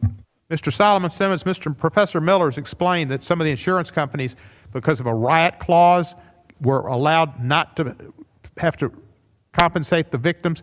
Did the riot clause suggest that they were responsible for the damage? How did that riot clause get interpreted that way and not give them compensation? First of all, it was the city and the county and the chamber who falsely called it a riot for the express purpose to make it more difficult for the black citizens to rebuild. We have to understand this was not just some isolated event. They wanted their land. They wanted the land of the African Americans because it was very valuable land. And our belief and our understanding of doing our research that these insurance companies, they didn't do their due diligence. They didn't come down and do an actual investigation. They just took the false narrative that the city and the county and the chamber provided and said, that's good for us. We don't have to pay anything. And we have these particular claims. Happy to give this to your office, Representative Cohen, listing of each claim made, the specificity, and who they made it to. Thank you. We had a similar situation in Memphis. There was after the Civil War, they called it a riot for the longest time, and of course it was a massacre. And the city was involved as well, and the police, in perpetrating it. In Oklahoma, as I understand it, the police, the law enforcement, participated in the massacre. Is that correct? That's absolutely correct. It's the same spirit that runs from 1921 to 2021. This is my client right here. I represent the Crutcher family who has suffered from police violence. Her brother was shot with his hands up in the air. So I take great exception to what Mr. Shannon had to say about being divisive. We suffer in Tulsa. I don't know. He's not from Tulsa. I'm from Tulsa. Tiffany's from Tulsa. Chief's from Tulsa. Dreesen's from Tulsa. We suffer at the hands of the Tulsa police. You also heard the name of Joshua Harvey. It's another client of mine, a young man that was tased 27 times to death by the Tulsa Police Department, and none of the officers were disciplined. Betty Shelby was not disciplined for shooting her brother. None of the officers who had witnesses leave the scene on video violated multiple policies. Not one of those officers are disciplined. And you know what? After the massacre, in our papers, they said for this to never happen again, and this being the rise of quote-unquote nigger town, we need to aggressively police these niggers to make sure that they don't rise again. That is what we deal with here in Tulsa. That is the over-policing in my neighborhood, North Tulsa, 36th Street North. My time has expired, but thank you. We'll try to get back, and now we'll recognize Mr. Johnson for 5 minutes. Thank you, Mr. Chairman. Speaker Shannon, you obviously had a historic rise and very successful career in the state, and we acknowledge that. And I was struck by your testimony. You testified in part that you were inspired by the pre-massacre success of Greenwood, the stories that your parents told you, the history teachers that were in your house, because it represented an American success story where, despite facing horrific racism and other aspects of their lives, Tulsa's African-American residents could flourish economically and socially and culturally. And you noted that that story can still inspire young people today. So the question is, what are some ways that we can emphasize great stories like that to build up and strengthen individuals and communities? Thank you, Ranking Member Johnson, for the question. As a former resident of Tulsa, I think when we think about the narrative that we tell ourselves, I'm always concerned with this narrative of telling people that look like me that they can't succeed in this country, because it's just not true. This country is a land of systemic opportunity. It is not a land of systemic racism. This country has afforded many people from many different backgrounds great opportunities. Now, that doesn't negate that we've had our challenges, and many of them have been at the hands of people that look like me, and many of them have been victims. People that look like me have been victims at the hands of these crimes, much like the Tulsa Race Massacre, and it is a shame. So we've certainly had our challenges. But when we think about what Greenwood means to the nation and how it inspires people, it is that the idea of capitalism still works. The idea that if we really want to move people out of generational poverty, which is what we're talking about, there are steps to do that. Number one, it starts with finishing school. Whatever school you're in, do the best you can and finish it. The second one is getting married and staying married. We know that those things work. That moves people out of generational poverty. The third thing is to invest. To get a job and keep a job. That's the third thing. Number 4 is to invest and save. And number 5 is to give back to your local community. That's how you move people out of generational poverty. And that's exactly what the brave men and women of Greenwood did in many instances with their entrepreneurship. And they continue to inspire people from generations. I was moved by the testimony of Uncle Red and the other survivors and his sister. I think we all can learn a great deal about their courage. Very good. I wish I could unpack so much of that, but we have so much limited time. Let me go to Mr. Henderson if I can, if he's still on video. Mr. Henderson, you still with us? Yes. Great. Just real quick question for you. In recent years, it has become popular for a lot of people to argue that America is a country of systemic racism rather than systemic opportunity, as Mr. Shannon just said. But you testified also that that's not what you see. Could you expound on that a bit further? How would you describe our present situation? Well, when you look at America, you have to compare it with other countries. America is a country that has fought to free slaves. America is a country that seeks to live out the second sentence in the Declaration of Independence. We hold these truths to be self-evident that all men are created equal. And the governments are instituted among men deriving the just powers from the consent of the governed. So it is we, the private citizens, that determine how this country will move forward. And we need to recognize that elections matter and understand the system that we live under. We keep going to another race of people asking permission. When you look at the free market capitalistic system, you don't have to ask permission. You can actually fail your way to success. When you look at Thomas Edison, when you look at Booker T. Washington, that failed so many times, but got knocked down, but would not give up. So America's a great country if we look at it from the right direction. All it offers is a great opportunity. We need to take advantage of it. And how do you think that we can better educate this current generation of Americans about those principles? I mean, does it come down to public school curricula? Does it come down to community education? I mean, does everybody have a role in that? How do you explain that to others? Everyone has a role in that. We need to go back to classical education, where we teach people how to think as opposed to what to think. Our education system has moved from education to actually indoctrination. And we need to understand the whole total history of this country, the good, the bad, and the ugly, and understand that America is not where it was before, that we all play a part in it, but we need to know the true history of America. If you are a citizen in America and you don't know the history of America, you're a citizen in name only. And for those of us that have cut our teeth on the true grit of courage required for freedom's sake, we need to reach back and share with those that this is your country. You should defend this country when it's right, and stand up against the wrongs that occur. Thank you. I'm out of time. I yield back. Thanks all the witnesses for being here today. Thank you, sir. We're going to go out of order because Ms. Sheila Jackson Lee is going to be Speaker Pro Tem. She has to get to the floor. Representative Sheila Jackson Lee, you're recognized for 5 minutes. Mr. Chairman, let me thank you and the ranking member for the courage to hold this hearing and to present a forum in the United States House of Representatives for these humble souls. Let me quote William Faulkner, because he does not look like me, and Mr. Counsel, he doesn't look like you, and he said, "The past is never dead. It's not even the past."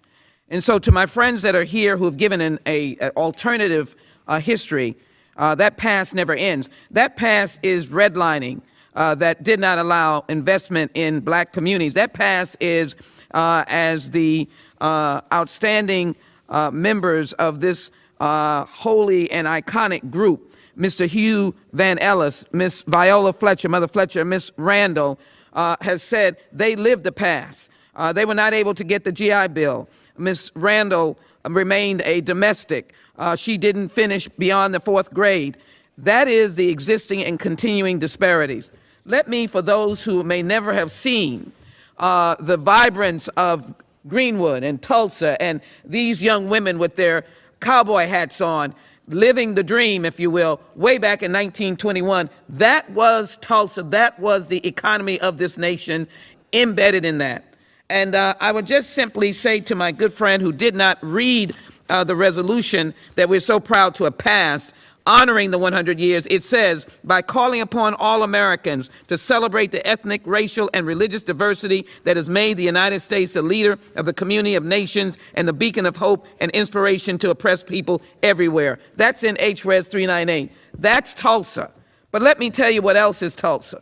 If you can't make it out, this is a Negro's body with smoke coming out of it, as occurred in 1921, when 300 were thrown in a mass grave, unnamed to this day, and as well held in detention. I'm so glad that our friends in the Japanese American community are in fact supporting HR 40. Let me show you that they actually had thriving businesses. That's Greenwood going up in smoke because of an incident in an elevator that has never been able to be defended or accurate.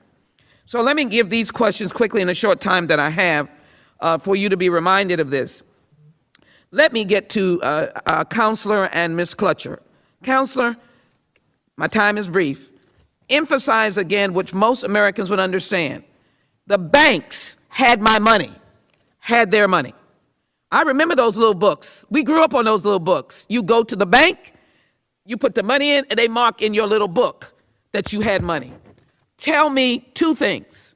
You have not been able to get the money out of the bank, and the insurance companies, of which all of us are told to get flood insurance, to get home insurance, that you were not able to get. That's your questions. My time is 1:54.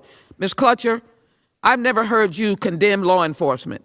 I have heard you say in the name of your deceased mom and your family and the children of your brother that he was killed in cold blood with his hands up. I want you to respond to that as to what we need to do legislatively to be able to address this injustice. Mr. Counselor. First of all, Representative Lee, thank you for your leadership on HR 40 and in our community. Yes, Dr. Olivia Hooker, who was the first African-American female in the Coast Guard from Tulsa, she talked about this before she passed, and many other survivors. They couldn't get their money out of the banks because the bank said, well, hey, where's your bank book? They said it burnt up. It said, too bad.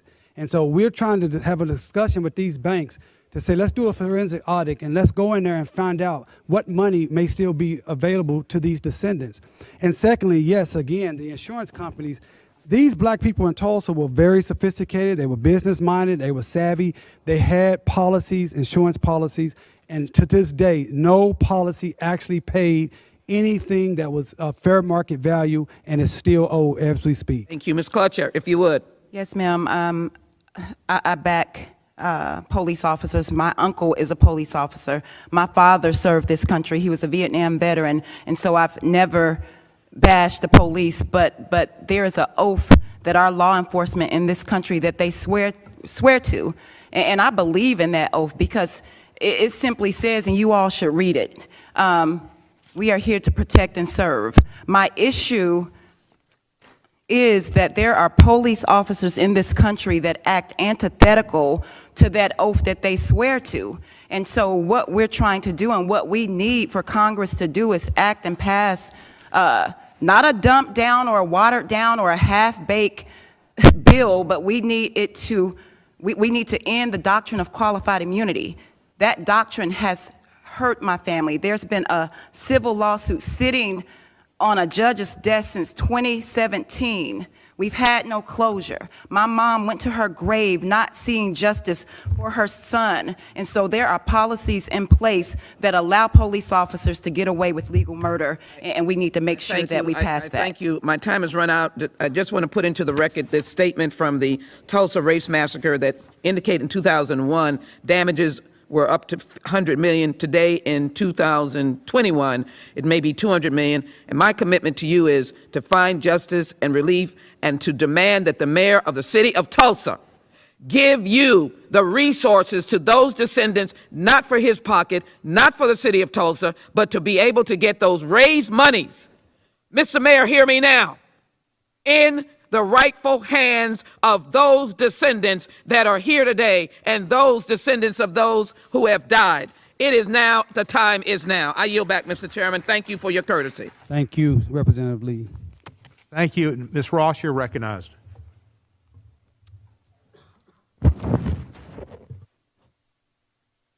Thank you, Chairman Cohn and Ranking Member Johnson, for holding this extraordinary and important hearing. Hopefully, it will not be the last of these hearings, though hopefully we won't have these kinds of atrocities going forward. I also want to thank all of the witnesses for joining us today. While plenty can change in 100 years, the powerful testimony we've heard today reminds us that history also is alive. The Tulsa Race Massacre lives on through Mr. Vann Ellis, Mother Fletcher, and Mother Randall, and their descendants. And thank you, Dr. Crutcher, for being here. It also lives on through the families that lost their homes, their wealth, their loved ones, and the futures that they thought they would have. For those who do not believe that racism exists in the United States, I hope the testimony of our witnesses helped them understand that racism and brutality 100 years ago, 400 years ago, continues to stand in the way of the success of the people here today. Tulsa is not the only city where violent white supremacy has set our nation back. In my state of North Carolina, white supremacists carried out a massacre and a coup d'etat in 1898, toppling the multiracial government in the majority black city of Wilmington. Like Tulsa, Wilmington was once the home to a thriving black community. White supremacists were able to demolish black homes and businesses, kill black civilians, and overthrow a democratically elected government because the system of power in our nation and our state did not intervene. My first question is for Mr. Solomon Simmons about the aftermath of the massacre. It's a dramatic example of how racism, both in the form of violence but also discrimination in government policy, has contributed to the wealth gap between white and black households in present-day America. How did the massacre and its aftermath impact survivors and their descendants' ability to build and pass on generational wealth? Thank you, Representative Ross, for that question. In many ways, it was impacted. First of all, for up to the 40s and the 50s, for those individuals in Greenwood who survived the massacre and were not run out as refugees, they were severely neglected by the city of Tulsa. They didn't receive any type of city services. They didn't have paved streets. They didn't even have proper plumbing so they could have running water in their homes. And then they brought in urban renewal, which we call in Tulsa Negro removal. And they used that policy to steal the rest of the land that they hadn't stolen during the massacre. And the final nail was when they put the Highway 244 directly, squarely in the black community through Greenwood to purposely destroy any opportunity for Greenwood to thrive again. And so this has been the remnants. And right now, if you come to Tulsa, you will see a thriving, beautiful, modern metropolitan city south of I-244, that's white Tulsa, and north of that highway, which is North Tulsa and black, there are no businesses, hardly any businesses. There's no buildings going up. There's no high rises, nothing like that. It's stark as night and day. Thank you very much. And my next question is for Ms. Heath. So I brought up the massacre in Wilmington. What happened in Tulsa is particularly unique at this 100-year mark because it was an entirely black community. But Wilmington was an example where blacks and whites lived together, and some people just didn't like that. Could you tell us about other instances in our history where we've seen white supremacists intervene in people's thriving multiracial economies? Thank you. Yes, the U.S. has a history of white supremacists invading black neighborhoods or coalescing among black neighborhoods and quite frankly, all of a sudden getting sick of some type of economic progress or social progress that creates equitable conditions for Black people in those neighborhoods. Red Summer of 1919 is a prime example of dozens of race massacres, also coined as race riots in history, which is a false narrative that does not account for the deliberate and designed destruction of Black neighborhoods and their success. So post-Reconstruction, pre-Reconstruction, all the way up to the spirit of what had members of Congress laying on the floor during January 6th is a product of white supremacy in this country. Thank you very much. Mr. Chairman, I yield back. Thank you, Ms. Ross. Next in order is Mr. Hank Johnson, who has been a leader on this issue in the Congressional Black Caucus and a leader on this issue and others throughout his time in Congress since 2007. Thank you, Mr. Chairman, for holding this very important hearing, and I also want to thank the survivors of the massacre who spoke on the first panel and shared their stories with us today. As the 100th year anniversary of the Tulsa Greenwood Massacre approaches, we must examine this part of our history, lest we be bound to repeat it. The massacre of Black lives may have been the deadliest, but it certainly was not an isolated event. Black people in this country continue to fight against racist violence even today, and the legacy of racist violence. We cannot let our future be defined by hate any longer and by racism any longer. Later today, I will introduce the Tulsa Greenwood Massacre Accountability Claims Act, which will create a federal cause of action for massacre-related claims. The victims of this atrocity have been denied justice for far too long. Similar legislation was previously introduced by my friend, former Congressman and former Chairman of the Judiciary Committee, John Conyers. I'm honored to continue his legacy in this way. Ms. Heath, why is congressional action so important to create accountability, and why is accountability so important after atrocities such as Greenwood? Thank you. As you heard from Mr. Miller and Mr. Solomon Simmons, the courts have failed to deliver justice necessary and hear the merits of these atrocities, and therefore legislative remedy is incredibly important post any serious or gross human rights violation such as the Tulsa Race Massacre, or including acts of racial discrimination, which include housing, education, employment, racial discrimination in the U.S. today impacting Black people. It is incredibly important that repair mechanisms are proportional to the harms that were committed and not just symbolic. In the case of Greenwood, material damage was done, including moral damage, which should be compensated for. And under international law, there are various forms of reparation in addition to financial compensation, legal and institutional reforms also that need to be administered in the case of Greenwood. All forms of repair, given the damage that was done in Greenwood, need to be on the table in order to provide full restitution to the gravity of the harms and crimes committed. Thank you. Attorney Solomon Simmons, would you care to respond to that question? Well, again, because this body, this Congress has shown the ability throughout our history with the Japanese internment camp survivors, the 911 Commission. It's important for Congress, the United States of America, to say, you know, what happened to these people were wrong. We have the power to remedy it, and we should remedy it. We must have accountability for what happened in Greenwood. Because if we don't have accountability for what happened in Greenwood, it will only happen again. It's not enough just to know something happened so you won't repeat it. You have to know its consequences that it happened. So far, has been any consequences from anyone at this point, and we're hope and pray that we can get some consequences from Congress. Thank you.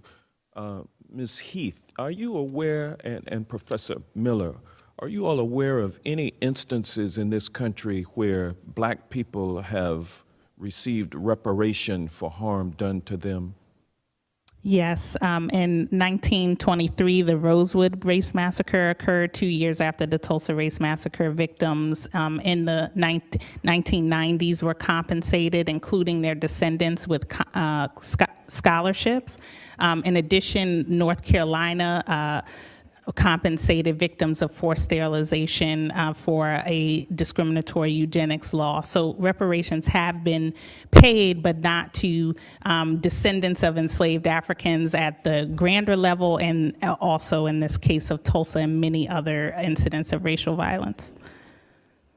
If we think broadly about reparations, the federal government has actually already made it possible for African Americans, for example, black farmers, to sue to gain some compensation. So Congress has taken a lead on this before. And You might need to turn your microphone on, Professor. Was it already on? Oh, sorry, thought it was on. Did you not hear me? All right. So Congress has taken a lead on this before, for example, with the black farmers legislation, and I'm glad that Congress is taking a lead on it again. Thank you. So H.R. 40 or the Tulsa Greenwood Massacre Accountability Claims Act would not be new. It would not be unique. It would not be a trailblazer. It would just be a continuation of justice that has been afforded to certain victims of racism in this country throughout our history. Is that correct? That's correct, and it's worth recognizing that states themselves, California has been a leader in affording this sort of relief to, for example, victims of Armenian genocide, braceros, Holocaust survivors, and so it's long overdue for African Americans as well. Thank you, and I yield back. Thank you, Mr. Johnson. Ms. Garcia from Texas is recognized for 5 minutes. Thank you, Mr. Chairman, and thank you so much for bringing this hearing forward. I think it's historic, and just the courage and the tenacity and just the wherewithal of the survivors to be here with us this morning and to share their stories was very, very, very moving and compelling. And I hope that more Americans get to see it. I hope that children get to see it. I hope anyone who studies history see it. So thank you for doing this, and I'm so glad that also you are live streaming this to make sure that people make note. It's a shame, 100 years since the Tulsa Greenwood Race Massacre, and we still find ourselves striving for equal justice under the law for all Americans. You know, Uncle Red said it best. We all need to work together because we are one. We all need to work together because we are one. So it is important that we commemorate the centennial anniversary of this massacre to educate new generations of our country's history, to learn from it and heal from it in order to restore justice for the Greenwood District community as well as many other long-suffering communities alike. That's why I am a co-sponsor of H.R. 398, the resolution.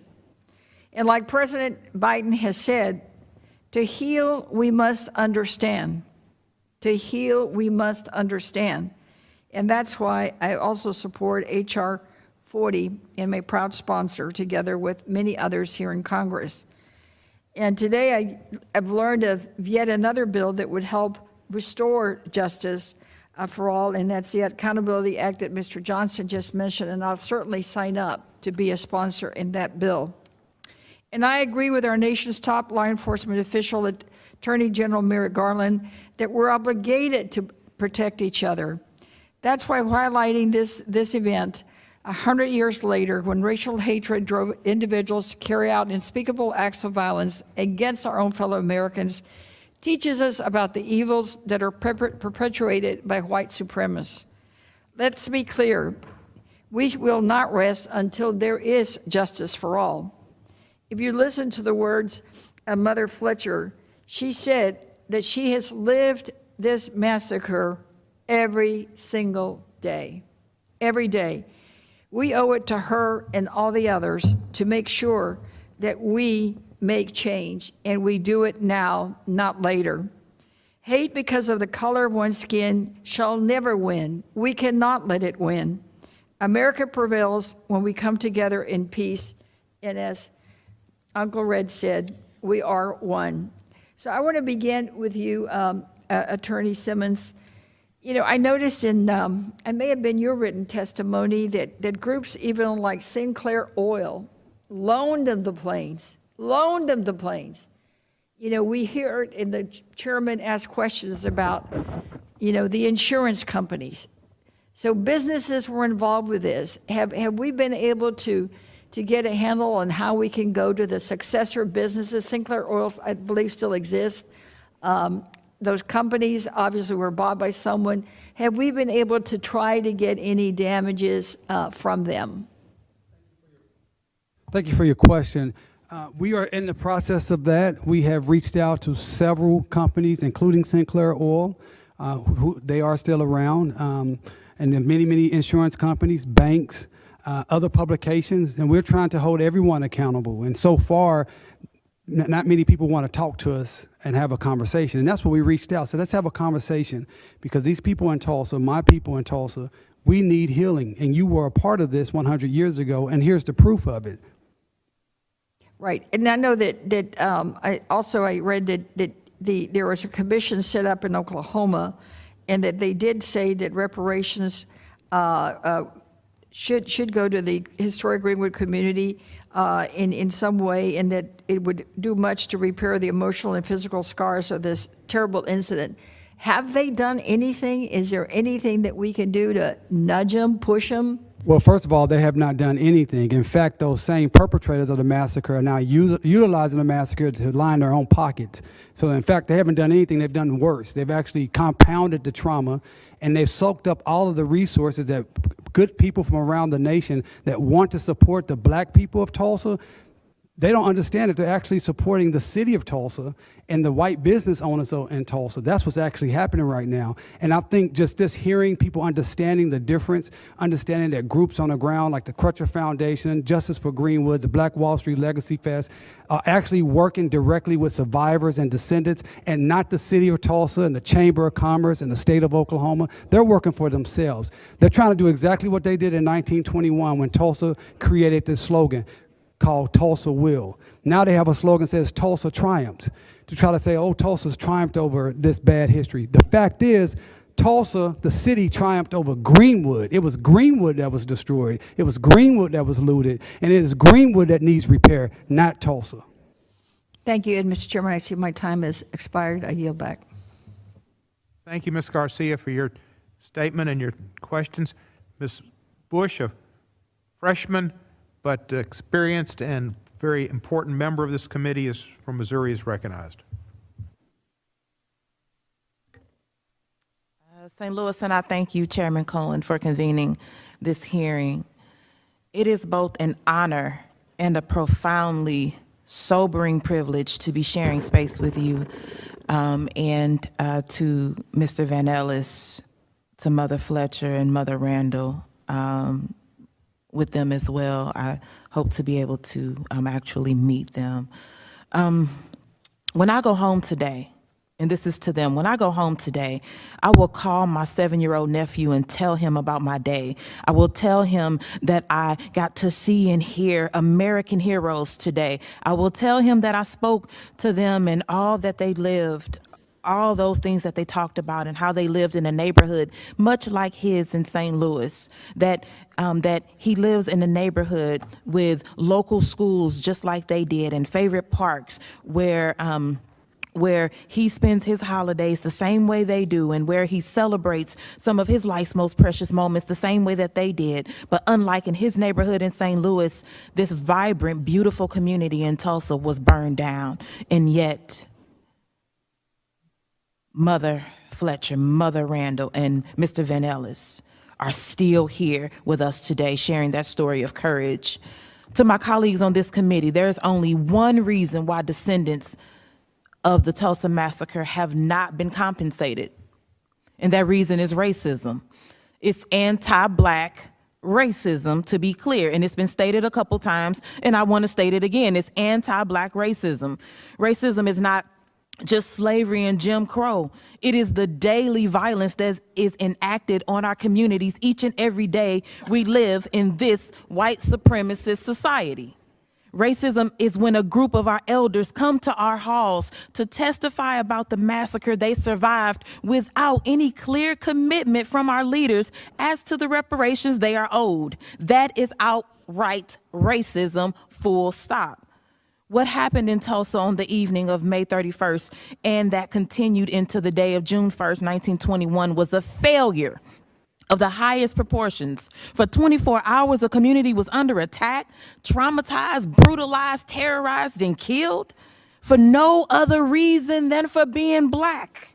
It was the failure of our government that helped enable the violent massacre. It was the failure of our leaders for being complicit in white supremacist violence. It was the failure of our country for failing to protect its own citizens. It is a failure only made possible because racism is alive and well in this country. It was alive when a white mob burned Tulsa to a crisp. It is alive now as we debate the merits of repairing harm. Underlying the generational trauma and exploitation is a government that refused to even acknowledge the humanity of our ancestors, enslaved and terrorized under white supremacy. A government that to this day refuses to acknowledge or atone for its own race, its ongoing racism, ongoing racism. So let me ask Ms. Goodwin, how has your family, if you could just tell us briefly, how has your family's history been affected by the Tulsa Massacre? And then I have a question for Ms. Crutcher. Ms. Goodwin, how has your family's history been affected by the massacre? If you could name like 3 things that are like really stick out. Well, one sticks out is the generational wealth that could have been basically accrued by now. There was some $76,244 back in 1921, in today's dollars, that has been said to be some 900,000 or perhaps 1.2 million. My goodness. So if we just talk about the material loss, that's what you would deal with. If you want to talk about the scars and the, as it's been said over and over again, the ongoing trauma, we feel this every day because we live in this community. And as it's been said, we see a community that's being gentrified. We see a community right now with this massacre is being monetized by Greenwood Rising and all of this hoopla, and the 3 folks that we could do right by right now are still living. And so I can say to you that we feel that, okay? Yes. And when you say 3 things, I can name 30 things. Okay, right? I'm running out of time, but okay. Thank you. I'm going to move to Ms. Crutcher. I only have a few seconds left, but could you tell us, what does justice look like to you in your community? Thank you for sharing what you shared for us today, but if you could say what justice is for Tulsa right now, what is that? Justice is simply restitution, repair, and respect. And those three words. That's what justice looks like. Thank you. I want to end my remarks by talking directly to all the Black people, the young people who are listening to this discussion today. Know that this country's legacy of racism is still alive today. Our lives, our very existence is a testimony. It's a testament to our will and our strength. It is a testament to our power as a people and how much has stood in our way, in the way of our survival. And yet we are still here. We saw 3 people. They are still here. We are fighting for a world that honors our dignity and our humanity, and know that we will always do this work of liberation and justice for each and every person until it is won. Thank you. Thank you. That concludes today's hearing, and I'm going to conclude it in the most unusual manner, and then I'm going to advertise a television show. On May the 30th at 8 p.m. Eastern Time, a program called Tulsa Burning, the 1921 Race Massacre, will be shown on the History Channel. This is, I think, an important program for those of you who have watched and those who haven't had the opportunity to watch to view. Coincidentally, and just as a Wizards fan, it's produced by Russell Westbrook, but it'll be history. I've learned much today, and I've learned much over the years about the Tulsa Race Massacre, and we need to take action and show that our country understands what Faulkner said. The past is not the past. The past is never dead. We're living now. The past is still with us. I want to thank all our witnesses for appearing today. Without objections, all members will have 5 legislative days to submit additional written questions for the witness or additional materials for the record. With that, the hearing is adjourned.